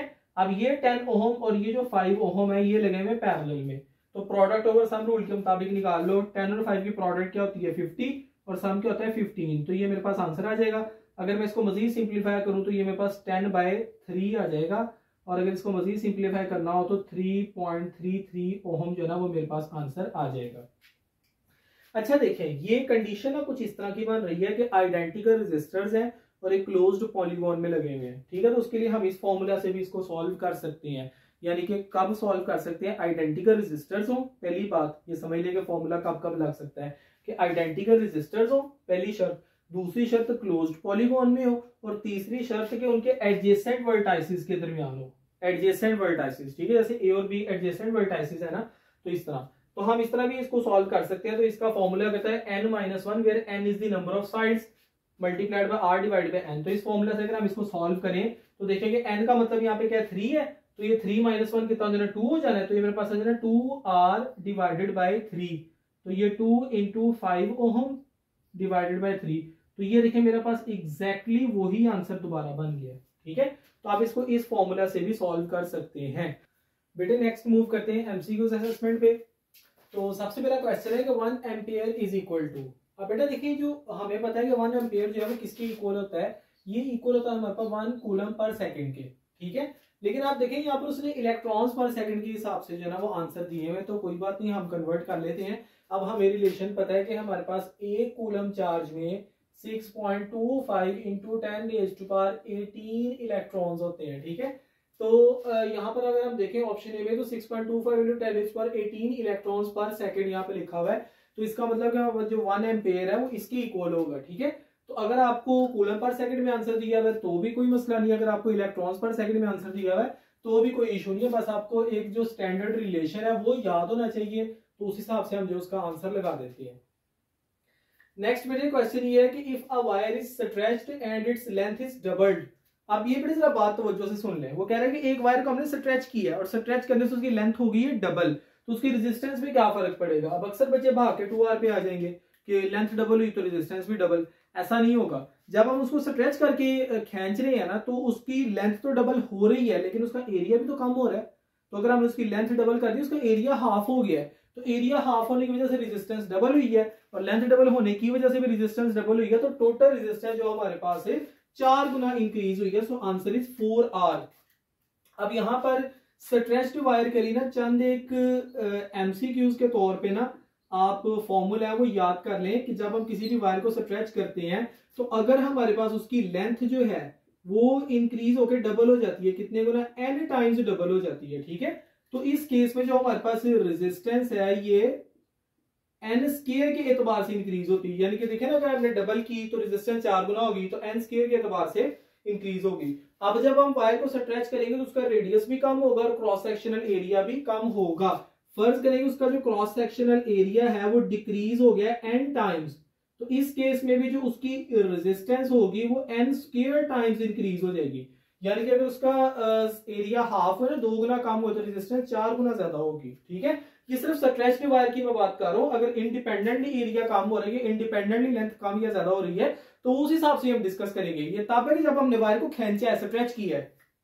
इसी तरह ही अगर उसका रेडियस है, ठीक है, वो डिक्रीज हो गया n टाइम्स, तो इन दैट केस अब आपको पता है कि एरिया और रेडियस का जो आपस में रिलेशन होता है, एरिया डायरेक्टली प्रोपोर्शनल होता है आर स्क्वायर के। यानी कि जो इफेक्ट एरिया के केस में पड़ रहा है ना, तो रेडियस के केस में उसके स्क्वायर के मुताबिक इफेक्ट होगा। तो इन केस में मैं बात करता हूं कि जो रेजिस्टेंस है वो n की पावर 4 टाइम्स इंक्रीज होगी। यानी कि एक वायर को हमने स्ट्रेच किया और स्ट्रेच करने से उसका रेडियस हाफ हो गया है। अब रेडियस हाफ हुआ है अगर, तो मैं आपसे पूछता हूं कि उसकी रेजिस्टेंस में क्या फर्क पड़ेगा, तो उसकी रेजिस्टेंस 16 टाइम्स इंक्रीज हो जाएगी। ठीक है, तो ये चंद एक एमसीक्यूज के तौर पे आपने याद कर लेनी है, और ये सिर्फ तब कॉन्सेप्ट एप्लीकेबल होगा जब हमने वायर को स्ट्रेच किया होगा। ओके, नेक्स्ट क्वेश्चन है, which of the following graph obeys Ohm's law. अब देखो यहाँ पर ये आप देखिए कि इंक्लाइन टू टाइम एक्सिस, ये जो इंक्लाइन टू एक्स एक्सिस जो है ना, ये ग्राफ बना हुआ है। अब सारे बच्चे इसकी तरफ आएंगे, लेकिन आपको ये बात मैं बताता हूँ, एमडी कैड में खासतौर पे आपने जब तक चारों ऑप्शन पढ़ नहीं लेने ना, तब तक आपने डिसाइड नहीं करना। आप देखें यहाँ पर एक गलती है, वो गलती क्या है कि जो हमारे पास एक लीनियर स्लोप आती है ना, या लीनियर ग्राफ आता है, वो वोल्टेज टू टाइम या टाइम वोल्टेज टू करंट या करंट टू वोल्टेज ग्राफ होता है। ठीक है, ये रेजिस्टेंस टू करंट ग्राफ है, तो इसको तो मैं कंसीडर ही नहीं करूंगा यहाँ पे। अब यहाँ पर देखिए कि वोल्टेज और करंट का ग्राफ ये है, लेकिन यहाँ पर एक स्ट्रेट लाइन आ रही है जो कि ये गलत है। अब यहाँ पर देखें कि वोल्टेज तो इंक्रीज हो रहा है लेकिन रेजिस्टेंस कांस्टेंट रह रही है। अब देखें वोल्टेज इंक्रीज हो से रेजिस्टेंस कांस्टेंट रह रही है, तो ये ओहम्स लॉ को ओबे कर रहा है। ठीक है, क्योंकि ओहम्स लॉ में हमने ये शर्त रखी थी कि रेजिस्टेंस कांस्टेंट रहना जरूरी है। ये तो वैसे ही आउट ऑफ द कॉन्टेक्स्ट हो गया, ये भी आउट ऑफ द कॉन्टेक्स्ट हो गया, गलत हो गया, और ये हमारा जो ऑप्शन है वो बिल्कुल ठीक है। उसके बाद कह रहे हैं कि current voltage graph for copper will be dash and while for silicon. ठीक है, अब बेटा देखें जो कॉपर है ये एक मेटल है, एक ओहमिक कंडक्टर है, तो इसके लिए हमारे पास जो ग्राफ बनेगा वो लीनियर होगा, और सिलिकॉन एक सेमीकंडक्टर है। सेमीकंडक्टर के लिए मैंने आपको बताया जो ग्राफ बनता है वो एक्सपोनेंशियल ग्राफ बनता है। So the first answer is linear and second is exponential. B option is the right answer. Next video कह रहा है कि if the length of the wire is doubled, कि लेंथ ऑफ द वायर को double किया और उसका cross sectional area half कर दिया, तो उसकी कंडक्टेंस पे क्या फर्क पड़ेगा। बेटे देखिए मेरी बात सुने, यहां पर रेजिस्टेंस के बारे में नहीं पूछ रहा, कंडक्टेंस के बारे में पूछ रहा। तो जो रेजिस्टेंस में फर्क पड़ेगा उसका उल्ट कंडक्टेंस पे पड़ेगा। ठीक है, तो अब हमने अगर लेंथ को किया है डबल, तो रेजिस्टेंस 2 गुना, क्रॉस सेक्शन एरिया की हाफ, तो रेजिस्टेंस अगेन 2 गुना, तो रेजिस्टेंस 4 गुना ज्यादा हो जाएगी। इसका मतलब जो कंडक्टेंस है वो 4 गुना कम हो जाएगी। लेंथ डबल किया, एरिया हाफ किया, तो रेजिस्टेंस 4 गुना बढ़ गई। रेजिस्टेंस 4 गुना बढ़ने से कंडक्टेंस 4 गुना कम हो गई। वैसे भी मैंने आपको बताया कि जो कंडक्टेंस है वो हमारे पास लेंथ के इनवर्सली प्रोपोर्शनल होगी और कंडक्टेंस एरिया के डायरेक्टली प्रोपोर्शनल होगी। आप इस तरह भी कर सकते हैं, लेंथ डबल की तो कंडक्टेंस हाफ होगी, एरिया हाफ किया तो कंडक्टेंस हाफ होगी। 1/2 multiply by 1/2 is equal to 1/4। तो आप जिस तरीके से करना चाहिए कर सकते हैं। तो बेटा नेक्स्ट क्वेश्चन है कि दो बल्ब हैं ए और B that are connected in series such that A is brighter than B. अब देखिए ए जो है वो बी से ब्राइटर और ये सीरीज में है। अब यहाँ पर जितनी पॉसिबल सिचुएशंस है वो मैं आपके साथ डिस्कस कर लेता हूं। अब चूंकि ये सीरीज में ए बी से ब्राइटर है, तो इसका मतलब ए के अक्रॉस वोल्टेज ज्यादा होगा, बी के अक्रॉस वोल्टेज कम होगा। ठीक है, दूसरी बात, जो ए की रेजिस्टेंस है वो ज्यादा होगी, बी की रेजिस्टेंस कम होगी। तीसरी बात, पावर रेटिंग। अब पावर रेटिंग आपको पता है कि जिसकी ज्यादा होगी उसकी ब्राइटनेस कम होती है, तो पावर रेटिंग बी की ज्यादा होगी, ए की कम होगी। सीरीज के अंदर जितनी पॉसिबल स्टेट्स है सारी हम डिस्कस कर लेते हैं। अब चूंकि इसने यहाँ पे हमसे रेजिस्टेंस पूछी हुई है, तो हमारे पास ए की रेजिस्टेंस ज्यादा होगी, बी की कम होगी सीरीज के अंदर। ठीक है, तो ये हमारा ए ऑप्शन ठीक है। इस तरह पैरेलल में इसके उल्ट चलता है, तो वो आपसे हमने डिस्कस किया है सारा टॉपिक के अंदर, वो आप जाके देख सकते हैं। वो कह रहे हैं 5 आइडेंटिकल रेजिस्टर्स। देखिए सबसे पहला हमारा की पॉइंट क्या है कि वो रेजिस्टर्स आइडेंटिकल हैं, उनको हमने डिफरेंट कॉम्बिनेशंस में लगाया है। मतलब वो सीरीज भी हो सकता है, पैरेलल भी हो सकता है, ऐसा भी हो सकता है उसमें से चंद एक सीरीज में है चंद एक पैरेलल में है, तो इस तरह डिफरेंट हो सकता है। ठीक है, तो उनको हमने डिफरेंट कॉम्बिनेशंस में लगाया है। उनकी मिनिमम और मैक्सिमम रेजिस्टेंस की रेंज क्या होगी अगर एक रेजिस्टेंस 5 ओम का है। आपको पता है कि जब हम कंडक्टर ये रेजिस्टेंस को पैरेलल में लगाते हैं तो उनकी रेजिस्टेंस कम होती है। अगर पांचों को मैं पैरेलल में लगा दूंगा तो मेरी मैक्सिमम पॉसिबल रेजिस्टेंस आएगी। इसलिए जब हम सीरीज में लगाते हैं रेजिस्टेंस ऐड होती है। अगर मैं पांचों को सीरीज में लगा दूंगा तो मेरे पास मैक्सिमम पॉसिबल जो है ना वो आएगी। अगर मैं पांचों को पैरेलल में लगाऊंगा मिनिमम पॉसिबल रेजिस्टेंस जो आएगी, क्योंकि रेजिस्टेंस कम हो रही है। अगर मैं उन पांचों को सीरीज में लगा दूंगा तो मैक्सिमम पॉसिबल रेजिस्टेंस आएगी। अब आपको पता है कि आइडेंटिकल रेजिस्टेंस को जब हम पैरेलल में लगाएंगे तो हमारे पास R/N आ जाएगा फॉर्मूला। तो ये आ जाएगा 5 ohm divided by 5, 1 ohm. So that is the minimum possible resistance जो कि इनके कॉम्बिनेशंस में से आ सकती है। ठीक है, इसी तरह नेक्स्ट हम बात करते हैं कि सीरीज के लिए बाबा फॉर्मूला होता है NR। तो 5 है तो 5 ओहम के साथ मल्टीप्लाई किया तो 25 ओहम।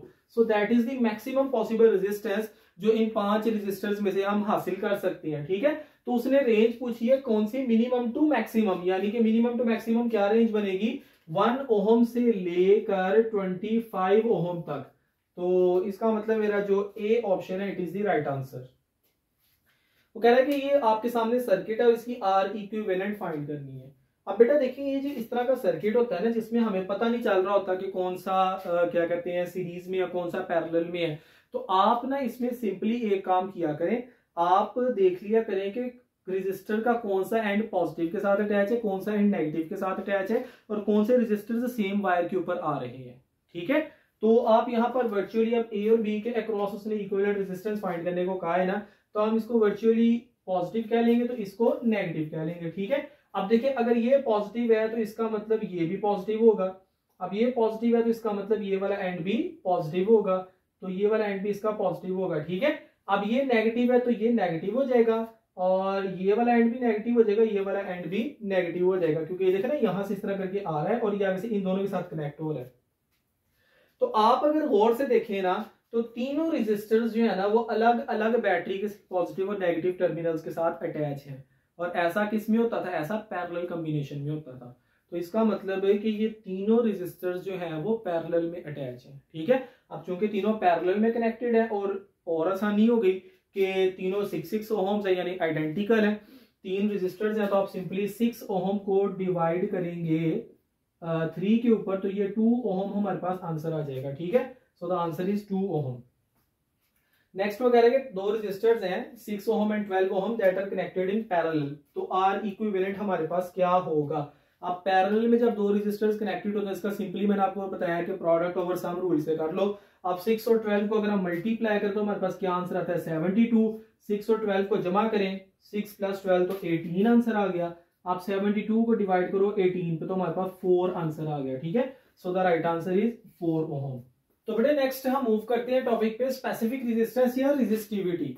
तो बेटा किसी भी हमने सब्सटेंस की रेजिस्टिविटी देखनी है तो हमने सिंपली करना क्या, हमने उस सब्सटेंस का उसकी जो लेंथ है वो हमने लेनी है 1 मीटर और उसका क्रॉस सेक्शनल एरिया हमने लेना 1 मीटर स्क्वायर, यानी कि उसका जो टोटल वॉल्यूम बनेगा वो 1 मीटर क्यूब बनेगा। और वो 1 मीटर क्यूब जो रेजिस्टेंस हमें ऑफर करेगा उसको हम नाम दे देंगे उसकी रेजिस्टिविटी या स्पेसिफिक रेजिस्टेंस। ठीक है, तो इसकी सिंपली डेफिनेशन क्या है कि resistance of 1 metre cube of wire या resistance of 1 metre cube of a medium. लेकिन यहाँ पर ये बात आप याद रखें कि उसकी लेंथ 1 मीटर और cross sectional area 1 metre square होना जरूरी है। ये नहीं है कि अगर हम उसकी लेंथ जितनी मर्जी रख ले बस उसका टोटल वॉल्यूम 1 मीटर क्यूब हो, ऐसे नहीं है, ये स्पेसिफिक कंडीशन होना जरूरी है। फिर हमारे पास जो है ना उसकी जो रेजिस्टेंस होगी वो क्या कहते हैं कि रेजिस्टिविटी कहलाएगी। नेक्स्ट बेटे फिर हम बात करते हैं कि इसका जो फॉर्मूला हमारे पास वो RA/L होगा। ये रेजिस्टेंस के फॉर्मूला में ड्राइव वो कराई थी, वो अभी हम जो पिछला टॉपिक डिस्कस करके गए उसके अंदर, और इसका जो यूनिट बनता है वो ओहम मीटर बनता है। अब देखिए यूनिट जो ओहम है उसकी जो हमारे पास डायमेंशन है उसको हम मीटर से मल्टीप्लाई कर दे तो इसके जो है ना वो बेसिक यूनिट्स बन जाएंगे और इसकी डायमेंशन इसी हिसाब से बन जाएगी। और ये बात मैं पहले भी डिस्कस कर चुका हूँ कि जिस तरह रेजिस्टेंस का रेसिप्रोकल जो है वो कंडक्टेंस होता है, तो इसी तरह रेजिस्टिविटी का रेसिप्रोकल जो है वो कंडक्टिविटी होता है। ठीक है, और यहाँ पर हम नेक्स्ट बात करते हैं कि जो हमारे पास कंडक्टिविटी है ये कंडक्टिविटी के लिए सारा। ठीक है, तो कंडक्टिविटी है तो इसका जो हमारे पास ऐसा यूनिट बनेगा वो पर ओहम पर मीटर बनेगा, या पर ओहम को हम मोहो भी कह देते हैं तो ये मोहो पर मीटर भी बन जाएगा। ठीक है, तो इस तरह बेटा हम मोहो को साइमन भी कह सकते हैं। ठीक है, तो इसका जो यूनिट है वो हमारे पास साइमन पर मीटर भी हो सकता है। ओके, अब जो रो है ना वो हमारे पास डिपेंड करती है मीडियम और टेम्परेचर पे, ठीक है। मीडियम क्या है उस हिसाब से ये चेंज होगी, और उसका जो है वो क्या कहते हैं टेम्परेचर कितना है, ठीक है। अब यहाँ पर हम नेक्स्ट बात करते हैं कि टेम्परेचर पे क्या इफेक्ट होता है, ये बात मैं डिस्कस, मैं पहले भी आपको बता चुका हूँ कि जो हमारे पास रेजिस्टेंस है इसका टेम्परेचर पर जो इफेक्ट है वो हम किसी डायरेक्ट फॉर्मूला में रख के जो है ना वो नहीं डिस्कस कर सकते। हाँ, इसके लिए हमें कॉफिशिएंट की जरूरत पड़ेगी और वो है अल्फा, ठीक है। अल्फा की जरूरत पड़ती है क्योंकि कुछ जगह पर रेजिस्टेंस कम हो रही है टेम्परेचर पर आके, कुछ जगह पर रेजिस्टेंस बढ़ रही है, और वो हम यहाँ पर अब आके डिस्कस करते हैं दोबारा से। तो नेक्स्ट टेम्परेचर कॉफिशिएंट की बात करते हैं। टेम्परेचर कॉफिशिएंट ऑफ रेजिस्टेंस जो है बेटा वो हमारे पास अल्फा है, और अल्फा के रेलेवेंट जितने मैक्सिमम पॉसिबल फॉर्मूला थे वो मैंने यहाँ पे लिख दिए, या आप न्यूमेरिकल टाइप क्वेश्चंस में इनको यूज कर सकते हैं, ठीक है। अब यहाँ पर आर टी का मतलब है रेजिस्टेंस एट टी टेम्परेचर, जो भी हो सकता है 25, 30, 45 जो भी होगा वो, ठीक है। और आर नॉट का मतलब है रेजिस्टेंस एट 0 डिग्री सेंटीग्रेड, ठीक है। अब ये जो इतना है R T minus R naught, ये final resistance minus initial resistance है ना, तो इस दोनों को मैं क्या डेल्टा आर भी कह सकता हूँ ना। तो इस सारे को अगर मैं डेल्टा आर मान के चलता हूं तो आर नॉट टी से डिवाइड करके मल्टीप्लाई आ जाएगा, तो जो डेल्टा आर है वो अल्फा आर नॉट टी के बराबर आ जाएगा, ठीक है। इसी तरह यहां से अगर मैं इनको दिला के मल्टीप्लाई करवा देता हूँ, आर नॉट माइनस करके प्लस करवा देता हूँ, तो मेरे पास फाइनल फॉर्मूला ये वाला अचीव हो जाएगा, ठीक है। तो ये मेरे पास रेजिस्टेंस की टर्म्स में है, और अल्फा जो है इसका हमारे पास यूनिट होता है वो पर केल्विन होता है। और उसके बाद बेटे नेक्स्ट फिर हम बात करते हैं कि ये सिर्फ और सिर्फ डिपेंड करता है मीडियम पे। अब ना ये जरा समझ लो आप, जब मैंने रेजिस्टेंस की बात की थी मैंने 4 फैक्टर्स बोले थे, लेंथ, एरिया, मीडियम, टेम्परेचर। जब मैंने रो की बात की उसमें ये वाले 2 यूनिट्स जो है ना उस पर ये डिपेंड नहीं कर रहा, ठीक है। ये सिर्फ डिपेंड कर रहा है अल्फा जो है वो सॉरी जो रेजिस्टिविटी है वो डिपेंड कर रही थी रो पे और जो टेम्परेचर है और मीडियम पे, ठीक है। अब अगर अल्फा की बात करते हैं तो इसमें टेम्परेचर भी खत्म हो गया, ठीक है। तो ये सिर्फ और सिर्फ मीडियम पे डिपेंड कर रहा है। अगेन सुन लें, 4 फैक्टर है, लेंथ, एरिया, मीडियम, टेम्परेचर, ठीक है। अब यहाँ पर लेंथ और एरिया निकल जाएगा रेजिस्टिविटी के केस में, रेजिस्टिविटी के केस में निकला तो मतलब कंडक्टिविटी के केस में भी निकल गया, ठीक है। ओके, तो रेजिस्टिविटी के केस में जो है वो लेंथ और एरिया निकल गया, टेम्परेचर और मीडियम रह गया। अब जब अल्फा भी आया तो इसके अंदर टेम्परेचर भी निकल गया, तो सिर्फ और सिर्फ किस पे डिपेंड करता है, मीडियम पे डिपेंड करता है कि मीडियम क्या है, हर मीडियम का अपना है। अब variation of resistivity with temperature की अगर हम बात करते हैं तो ये सारे फॉर्मूला जो ऊपर मैंने रेजिस्टेंस के टर्म्स में लिखे, नीचे मैंने रेजिस्टिविटी के टर्म्स में लिख दिए, ठीक है। और यहाँ पर अब हम बात करते हैं कि कंडक्टर्स के केस में वही सारा सिनेरियो है रेजिस्टेंस वाला, कि कंडक्टर्स के केस में टेम्परेचर बढ़ाया तो रेजिस्टिविटी बढ़ गई, टेम्परेचर कम किया तो रेजिस्टिविटी कम होगी। लेकिन सेमीकंडक्टर्स के केस में ऐसा नहीं होगा, क्योंकि वहां पे number of charge carriers increase होंगे, तो इसकी जो रेजिस्टेंस है सॉरी रेजिस्टिविटी है वो कम हो जाएगी टेम्परेचर बढ़ाने से, ठीक है। तो यहाँ पर हम नेक्स्ट बात करते हैं, चूंकि अल्फा जो है किसकी इक्वल है मेरे पास, रेजिस्टेंस है T temperature minus resistivity eight 0 degree centigrade, ठीक है।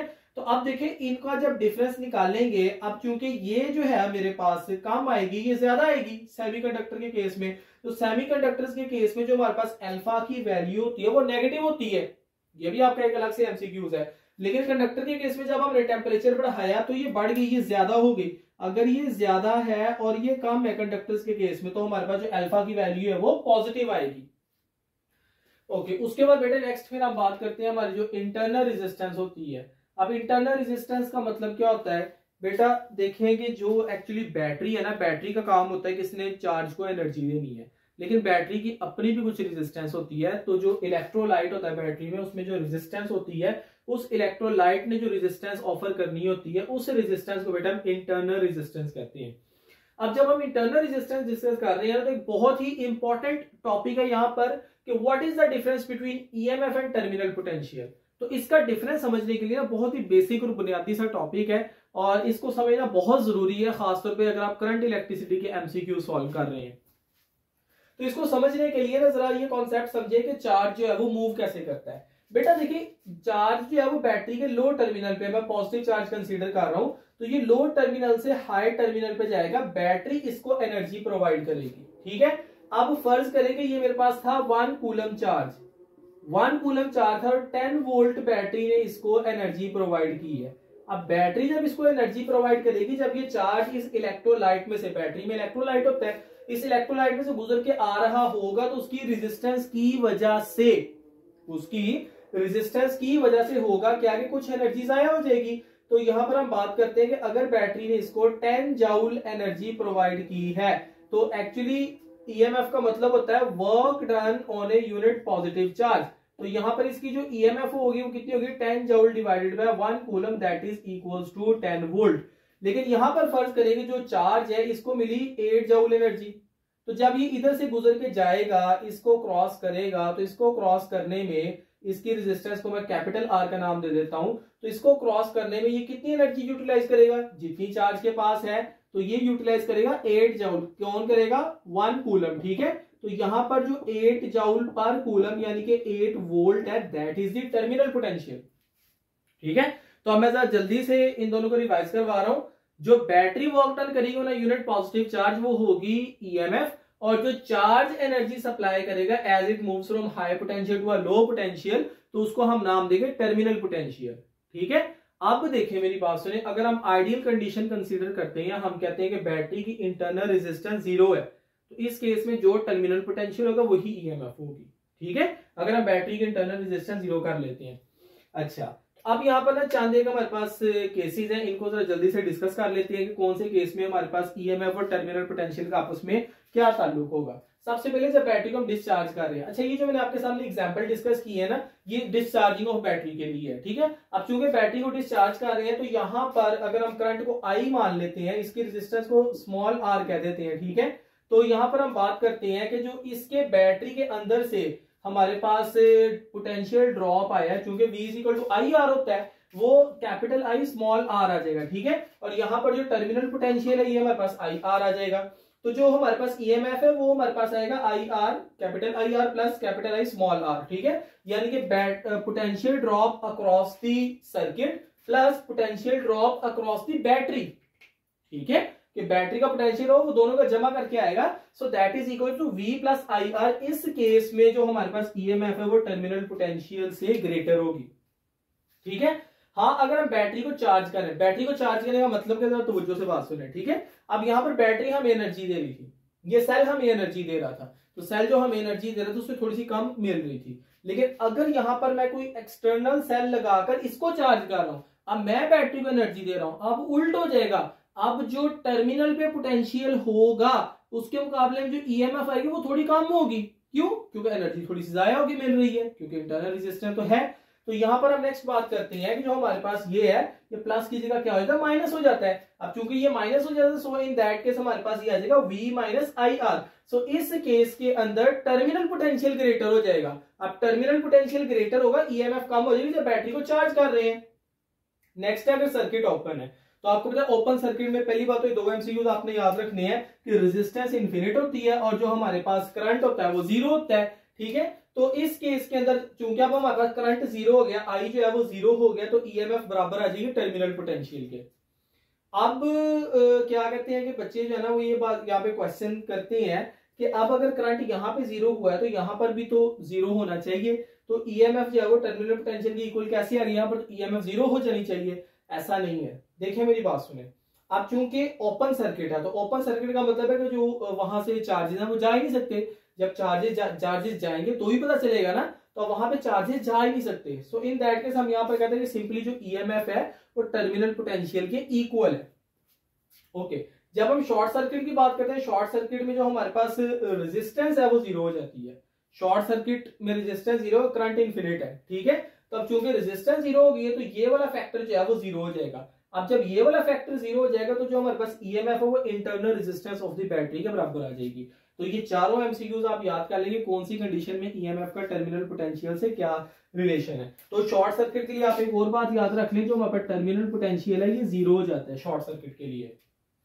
ओके बेटा, नेक्स्ट हमारा टॉपिक है इलेक्ट्रिकल पावर। और इलेक्ट्रिकल पावर का मतलब होता है कि हमने इलेक्ट्रिकल एनर्जी, कितनी इलेक्ट्रिकल एनर्जी सप्लाई की है यूनिट टाइम में। जैसे लेट्स से कि मैं आपको छोटी सी एग्जांपल देता हूं कि मेरे पास एक डिवाइस है वो 400 जूल एनर्जी कंज्यूम कर रही है 10 सेकंड में, तो उसकी जो पावर होगी वो 40 वॉट होगी। ठीक है, तो उसकी पावर यहाँ पे 40 वॉट की इक्वल आएगी। तो यहाँ पे बेटे नेक्स्ट हम फिर बात करते हैं कि electrical energy supplied in unit time या इलेक्ट्रिकल एनर्जी कंज्यूम में पावर डिसिपेटेड या पावर सप्लाइड के हिसाब से डेफिनेशन हो सकती है।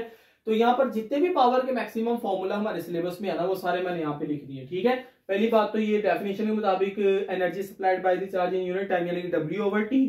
अब आपको तो W जो है वो Q डेल्टा V की इक्वल होता है। ठीक है, ये हमने इलेक्ट्रोस्टैटिक्स वाले चैप्टर में पढ़ा था। तो Q delta V over T आ जाना है। इस तरह यहाँ पर हम बात करते हैं कि नेक्स्ट अगर हम इसकी डेरिवेशन जो है वो मौजूद है, यहाँ पर हम इसको वी आई की इक्वल क्यू जो है वो आई टी के बराबर आ जाएगा, टी से टी कट जाएगा तो power is equal to V I, बड़ा कॉमन फॉर्मूला है। इस तरह यहाँ पर हम v की जगह आई आर अगर पुट करें तो आई स्क्र आर बन जाएगा, और इस तरह i की जगह v ओवर आर पुट करें तो v स्क्र ओवर आर जो है वो हमारे पास आ जाएगा।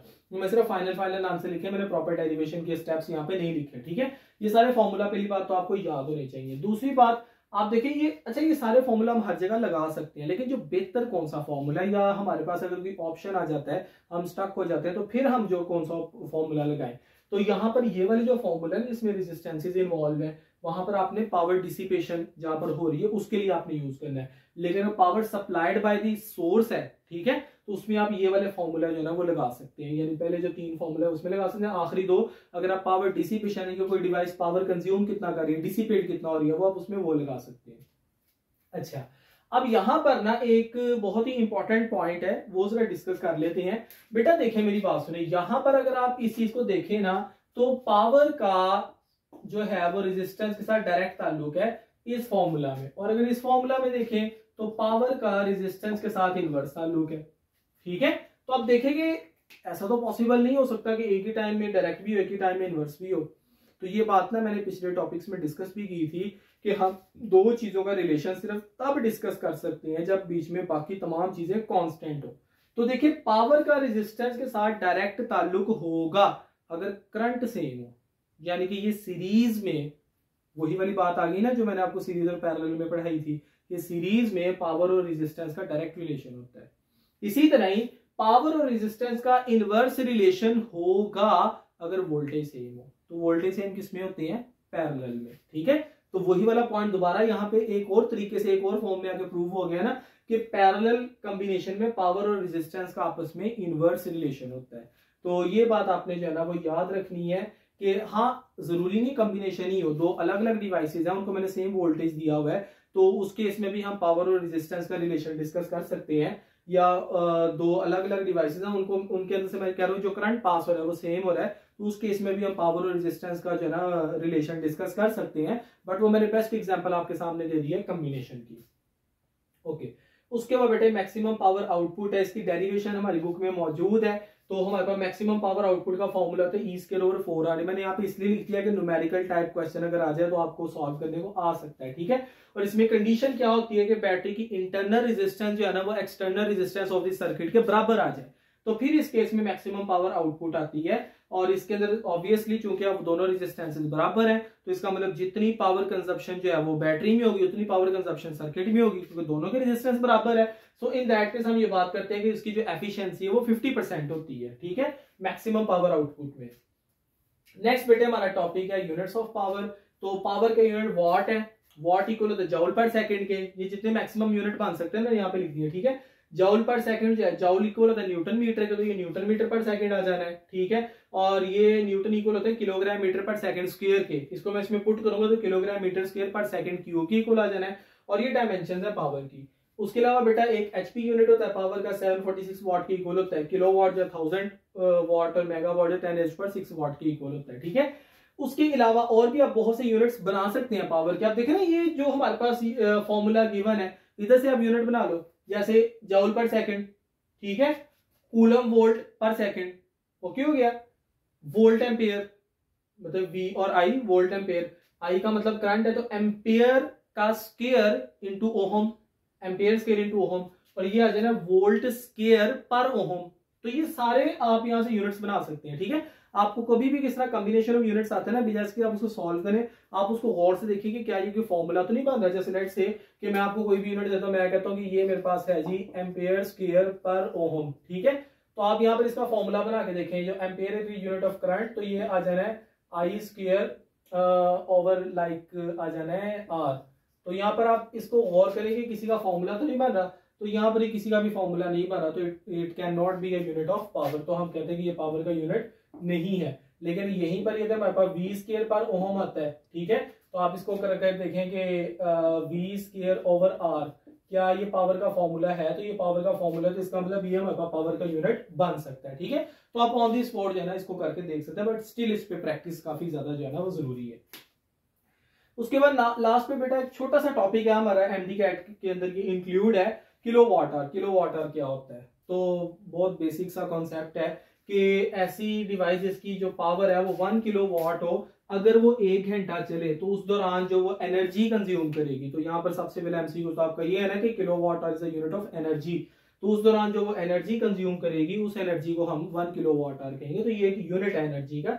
तो commercial unit of electrical energy है, जो हमारे बिल वगैरह में लग के यूनिट्स वगैरह आते हैं ना, आपने इतनी यूनिट्स कंज्यूम की हैं, वो किलोवाट आवर्स में ही होते हैं। ठीक है, अब यहाँ पर इसका फॉर्मूला जो है वो क्या है, पावर को हमने टाइम पे मल्टीप्लाई करना है और यहाँ पर टाइम आपने लेना आवर्स के अंदर और 1000 पे डिवाइड कर देना है, या आप सिंपली पावर को किलोवाट्स में ले लो और उसको टाइम इन आवर्स पे मल्टीप्लाई कर दो, किलोवाट आवर आ जाएगा। ठीक है, अब चूंकि ये एनर्जी का यूनिट तो इसका जूल के साथ रिलेशन हमें पता होना चाहिए, तो 1 kilowatt hour is equal to 3.6 mega joule, और 1 जूल जब वो किसकी इक्वल आएगा, ये 3.6 10 raised पर 6 को इधर आके डिवाइड करवा दो, तो ये मेरे पास आंसर आ जाएगा 2.77 into 10 raised पर -7 किलोवाट आवर।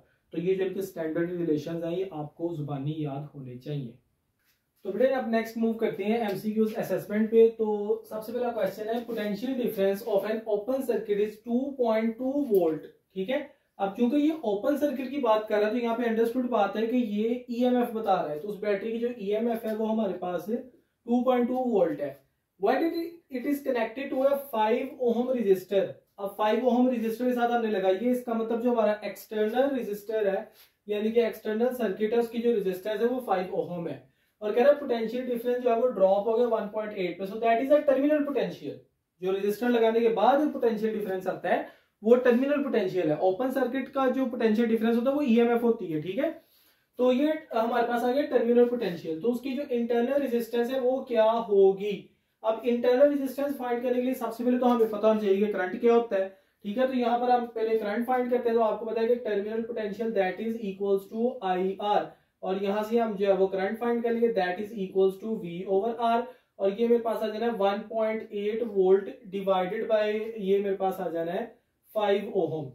अच्छा देखिए, वहां पर कैलकुलेटर तो आपके पास होना नहीं है, तो मैं आपको चंद एक ट्रिक्स यहाँ पे समझा देता हूँ। आपने किसी भी चीज को 5 पे डिवाइड करना है ना, आपने करना है कि उसको 2 पे मल्टीप्लाई करके 10 पे डिवाइड कर देना। ठीक है, 2 पे मल्टीप्लाई करके 10 पे। अब 1.8 को 2 पे करो, 18 2 36, 1.8 को 2 पे किया तो 3.6, 3.6 को 10 पे डिवाइड करो तो ये मेरे पास आंसर आया था 0.36 एम्पेयर। तो ये मेरे पास आ गया करंट। अब नेक्स्ट हम बात करते हैं कि हमारे पास चूंकि फॉर्मूला है कि जो ईएमएफ होती है ये इक्वल होती है, क्योंकि हम उसमें करंट विड्रॉ करवा कर रहे हैं, उससे एनर्जी ले रहे हैं। ठीक है, डिस्चार्जिंग हो रही है, तो that is equal to I R. अब बेटे आप लोग यहाँ पर ये सोच रहे होंगे कि ये जो मैंने करंट निकाला है ये तो मैंने इस रेजिस्टेंस निकाला, तो मैं इधर क्यों अप्लाई कर रहा हूँ। तो बेटा चूंकि वो उसके साथ सीरीज में लगा होता है, ये भी आपके अलग से एमसीक्यूज है कि जो बैटरी है वो अगर हम कोई भी कॉम्बिनेशन बात तो वो उस रेजिस्टर के साथ सीरीज में लगी होती है। ठीक है, तो इस वजह से जो हमारे पास करंट की वैल्यू दोनों जगह सेम ही लगती है। अच्छा, तो यहाँ पर अब हम वैल्यूज पुट कर देते हैं। यहाँ पर मैंने 2.2 वोल्ट पुट कर दिया एंड यहाँ पर लिख दिया 1.8 वोल्ट, और प्लस यहाँ पर मैंने जो है वो करंट की वैल्यू लिख दी 0.36 और साथ में स्मॉल आर लिख दिया। अब ये इधर आके हो जाएगा माइनस। ठीक है, इसको बेटे मैं इधर सॉल्व कर देता हूँ, तो 2.2 में से 1.8 को माइनस कर दो, तो 2.2 में से 1.8 को किया माइनस, तो ये आ जाएगा 0.4। ठीक है, और ये इधर आके हो जाएगा डिवाइड, तो बेटा मेरे पास जो 0.4 है उसको मैंने डिवाइड कर देना है 0.36 पे, तो ये मेरे पास इंटरनल रेजिस्टेंस आ जाएगी। ठीक है, अब यहाँ पर ना मैं आपको चंद एक और ट्रिक्स समझाता हूँ इनको सॉल्व करने के। बेटा जब आप डिवाइड कर रहे हैं ना, अगर आपने 0.5 से डिवाइड किया है ना तो इसका मतलब वो डबल हो जाएगा। अगर 0.25 से डिवाइड किया तो वो 4 गुना ज्यादा हो जाएगा। अगर 0.3 से डिवाइड किया है तो वो 3 गुना ज्यादा हो जाएगा। ठीक है, अब यहाँ पर एग्जैक्टली 0.3 तो नहीं है लेकिन 0.36 तो है ना, तो इसका मतलब 0.4 को 3 पे हम मल्टीप्लाई कर देंगे यहाँ पे, तो 4 3 12 होता है, तो 0.4 3 1.2 हो जाएगा। तो इसका मतलब मेरा जो आंसर है that is approximately equal to 1.2 ohm आएगा। तो देखते हैं इसके करीब करीब, इसके करीब सिर्फ एक ऑप्शन ये मुझे नजर आ रहा है, तो इसका मतलब that is the right answer. Okay बेटा, यहाँ पर वो कह रहे हैं कि R equivalent for A B, यानी कि ए और बी के अक्रॉस जो आर इक्विवेलेंट। ये देखिए यहाँ पर बहुत आसान है। पहली बात तो ये एक पॉलीगॉन है, दूसरी बात की जो हमारे पास रेजिस्टेंसेस है वो सारी आइडेंटिकल है, तो इस पे सिंपली हम वो वाला फॉर्मूला लगा सकते हैं n-1 into R divided by n। तो ये मेरे पास आ जाना है n-1 3 हो जाना है, multiplied by 5 ohm divided by 4, तो ये आ जाना 15 ओहम डिवाइडेड बाय 4। तो इससे मिलता जुलता तो कोई आंसर नहीं है, तो मुझे इसे मजीद सॉल्व करना पड़ेगा। अब बेटा देखिए, किसी भी चीज को अगर आपने 4 पे डिवाइड करना है ना, तो उसका सिंपली मेथड क्या होता है कि आप उसको 2 मरतबा 2 पे डिवाइड कर लो। 2 पे डिवाइड करना आसान होता है, हाफ बनाना। तो 15 का हाफ बनाया 7.5, 7.5 का हाफ बनाया, 7 का हाफ होता है 3.5 और 0.5 का हाफ होगा 0.25। तो आप 3.5 में 0.25 को ऐड कर लें तो 3.75 मेरे पास आंसर आ जाएगा। ठीक है, तो किसी भी चीज को आपने 4 पे डिवाइड करना है ना, तो आप उसको 2 मरतबा 2 पे डिवाइड कर लो। तो ये चंद एक ट्रिक्स है विदाउट कैलकुलेटर, जब आपको कैलकुलेशन करने को है तो वो करने की, तो ये मेरे पास आ जाना है। नेक्स्ट है, which of the following can't be a possible unit of power? Volt ampere, यहाँ पे आप फॉर्मूला लगा के देख लें, वी आई, हाँ जी ये पावर के फॉर्मूला है, तो इसका मतलब ये ठीक आंसर है। उसने कहा कौन सा नहीं है, ए स्क्वायर ओम यानी कि एम्पियर का स्क्वायर ओम, तो ये आई स्क्वायर आर, तो ये भी पावर का ही फॉर्मूला है। एचपी, अब बेटा देखिए मेरी बात सुनिए, अब अक्सर बच्चे देखेंगे वो थोड़ा डिफरेंट है, इसको टिक कर देंगे, ऐसा नहीं करना। आईक्यू आपका वहां पे टेस्ट हो रहा होता है, ठीक है। तो एचपी जो है वो पावर का ही यूनिट है। उसने क्या पावर का, उसने ऐसे यूनिट का यहाँ पे कोई जिक्र नहीं, अब एचपी बेशक नॉन ऐसे यूनिट है, बट यूनिट तो पावर का ही है ना, इसका मतलब ये आंसर भी ठीक है।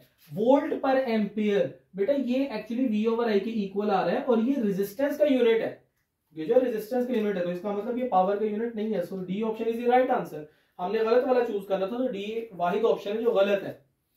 अच्छा, उसके बाद करेंगे a wire is cut into 3 equal parts, कि उसको 3 इक्वल पार्ट्स में कट किया while keeping the area constant, कि एरिया कांस्टेंट रखा है, उसको 3 इक्वल पार्ट्स में कट किया। 3 इक्वल पार्ट्स में कट करने का मतलब ये है कि उसकी जो लेंथ है वो 3 गुना कम हो गई है। ठीक है, अच्छा, इट्स रेजिस्टिविटी बिकम्स, हाँ रेजिस्टिविटी, रेजिस्टिविटी लेंथ और एरिया पे डिपेंड नहीं करती। ठीक है, तो रेजिस्टिविटी पे कोई फर्क नहीं पड़ेगा, तो यहां पर इसका कोई भी पॉसिबल आंसर नहीं है। So I will go with none of the above. ठीक है, क्योंकि रेजिस्टिविटी पे कोई फर्क नहीं पड़ेगा। अगर यहाँ पे 1 लिखा होता मैं उसको टिक कर देता, कोई 1 का मतलब रिमेन सेम होता है, ये रिमेन सेम लिखा होता मैं उसको टिक कर देता, लेकिन यहाँ पर कोई भी पॉसिबल आंसर नहीं है, तो नन की तरफ मैं जाऊंगा। ठीक है, ओके। अब बेटा ये मेरे पास एक रेजिस्टर दिया गया है, रेजिस्टर का कॉम्बिनेशन और कहा गया है इक्विवेलेंट रेजिस्टेंस फाइंड करनी है। ठीक है, अब बेटा देखिए जो जो मुझे आसान लगी जाएंगे मैं वो पहले सॉल्व करता रहूंगा। ठीक है, अब देखिए मुझे लग रहा है कि ये 3 जो रेजिस्टर्स है ना ये सीरीज में है, तो मैं पहले इन तीनों को सॉल्व कर लूंगा, बाकी एज इट इज रहने दूंगा। ठीक है, कॉम्प्लेक्स सर्किट आपने कैसे सॉल्व करने हैं, तो ये 4 + 2 + 2 ये 8 हो जाएगा, तो ये वाला रेजिस्टर क्या हो गया 8 हो गया। अब पीछे बच जाना ये वाला, बाकी मैं ड्रॉ कर लेता हूँ एज इट इज। ठीक है, इस तरह करके मैंने जो है ना वो बाकी ड्रॉ कर लिए। ठीक है, तो ये मेरे पास 8 हो गया, ये ऑलरेडी 8 था, ये 1 हो गया, ये 1 हो गया। अब देखिए ये दो जो है ना मेरे पास ये पैरेलल में है। अब क्योंकि ये दोनों पैरेलल में, पहले इनको मैं सॉल्व कर लूंगा। अब यहाँ पर एक और फायदा हो गया कि ये दोनों जो है ना ये आइडेंटिकल रेजिस्टर्स बन गए, वो भी 8 है वो भी 8 है, तो R/N का फॉर्मूला लगा देंगे। दो रेजिस्टर्स है 8 / 2, तो ये 4 ओहम हो जाएगा। ठीक है, तो ये मेरे पास हो गया 4 ओहम, और ये एक हो गया और ये दूसरा हो गया। ठीक है, अब ये सॉल्व होके आ गई, ये 4 आ गया, ये 1 और ये 1। ठीक है, अब ये तीनों देखिए सीरीज में आ गए हैं, तो इस तरह करके आप उसको सॉल्व करते हैं, जो जो से आपके सामने सॉल्व होते हैं उनको करते जाए। तो 4 + 1 + 1 ये मेरे पास हो जाएगा 6 ओहम। ठीक है, तो इसका जो आंसर है एक्चुअली 6 ओहम है, तो बाय मिस्टेक इसके ऑप्शंस गलत हो गए हैं, तो ये 6 ओहम इसका आंसर बनेगा। इसका जो राइट आंसर है वो 6 ओहम है। अच्छा, उसके बाद नेक्स्ट क्वेश्चन है कि the current caused by electrons if they complete 1 revolution in that time, so current कितना होगा। अब आपको पता है जो करंट है मेरे पास ये इक्वल होता है हमारे पास चार्ज पर यूनिट टाइम। ठीक है, अब बेटा देखिए कि इसके गिर्द वो मूव कर रहा है, और यहाँ पर वो अपना रेवोल्यूशन इतने टाइम में कवर कर रही है, इतने ड्यूरेशन में जो इलेक्ट्रॉन है वो इधर से गुजर रहा है। एक बात, दूसरी बात इलेक्ट्रॉन्स भी 2 हैं, तो इसका मतलब ये मेरे पास 2 इलेक्ट्रॉन्स हैं, और एक इलेक्ट्रॉन पे चार्ज होता है 1.6 × 10⁻⁻19 कूलम। अच्छा, यहाँ पर अगर इलेक्ट्रॉन पर सेकंड में करंट दिया होता ना तो फिर मैं उसके हिसाब से इसको सॉल्व कर लेता। यहाँ पर दिया हुआ है एम्पेयर में यानी कूलम पर सेकंड में, तो मुझे कूलम्स में निकालना पड़ना है।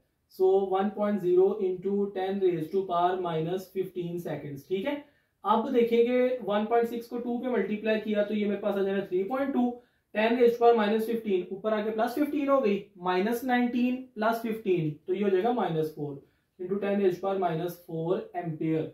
So the answer is B option, B option is the right answer.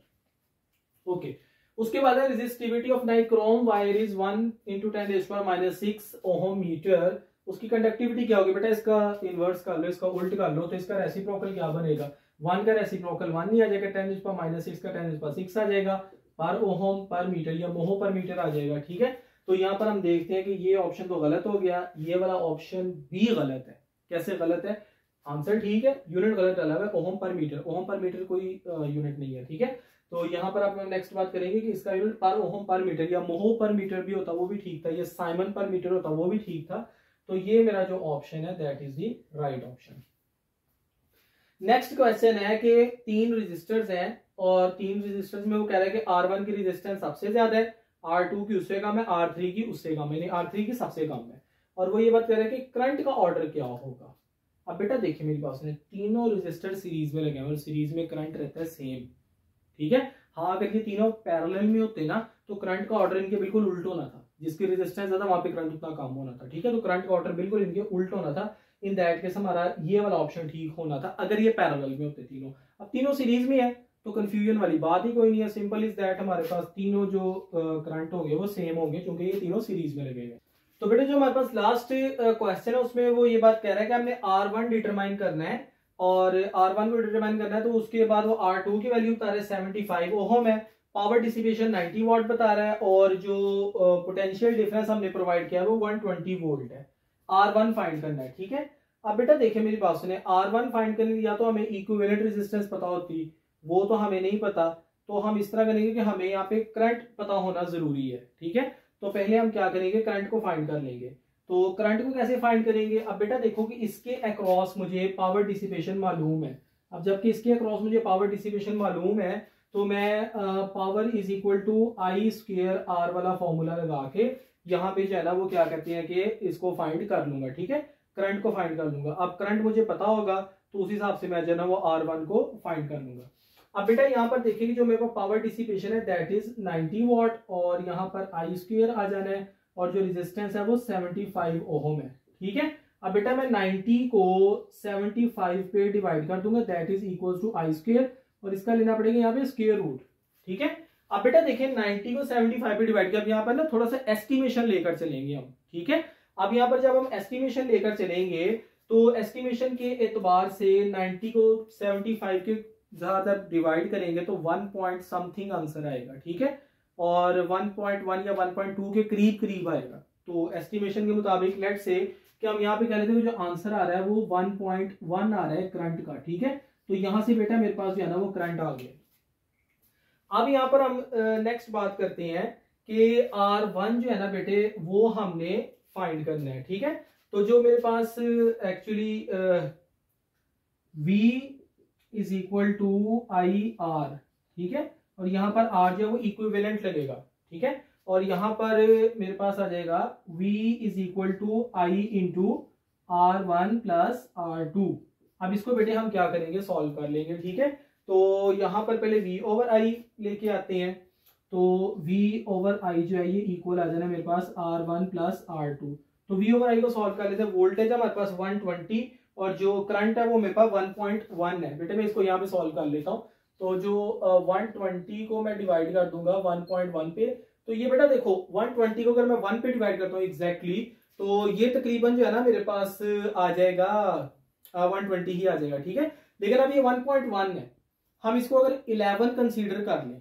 ठीक है, तो आपको पता है कि 121 को जब हम 11 पे डिवाइड करेंगे तो 11 ही आंसर आएगा क्योंकि 11 का स्क्वायर 121 है। ये मैं जस्ट आपको तुक्के लगाने के एस्टिमेशन लगाने के तरीके बता रहा हूँ। ठीक है, तो अगर हम इसको 11 कंसीडर करें तो हमारे पास आंसर जो है वो 11 आ रहा है। ठीक है, चूंकि अब ये 1.1 है, एक डेसिमल कम है तो वहां पर एक डेसिमल पॉइंट प्लेस ज्यादा हो जाएगा, तो ये तकरीबन मेरा 110 आंसर आ जाएगा। तो मेरे पास जो R1 प्लस R2 है ये इक्वल आ जाएगा 110। अब बेटे मैंने फाइंड क्या करना है, मैंने R1 फाइंड करना, तो R2 इधर आगे माइनस हो जाएगा, तो जो R1 है ये इक्वल आ जाएगा 110 माइनस 75। तो जब हम इसको 75 को माइनस करेंगे तो जो मेरे पास आंसर है वो तकरीबन 35 ओहम के करीब करीब आ जाएगा। ठीक है, तो अब देखते हैं कि हमारा करीब करीब आंसर क्या है। 35 ओहम एग्जैक्टली यहाँ पर हमें मालूम है, तो हम इसको फाइंड जो है इसको टिक कर देंगे। तो इस तरह करके बेटे हम एस्टिमेशन करके जो है ना वो सॉल्व कर सकते हैं चीजों को, और ये चीज़ें आपको आनी चाहिए, इस पर बहुत ज़्यादा प्रैक्टिस होनी चाहिए ताकि आप लोगों को चीज़ें जो है ना अच्छी तरह सॉल्व करनी आए। Okay students, that's all from today's lecture. If you think that this video is informative for you, kindly share this video, like करें और अपनी राय का इजहार लाजमी तौर पे किया करें और जितनी भी आपकी स्टूडेंट कम्युनिटी है उन सब के साथ शेयर किया करें and kindly do subscribe to my channel. Thank you.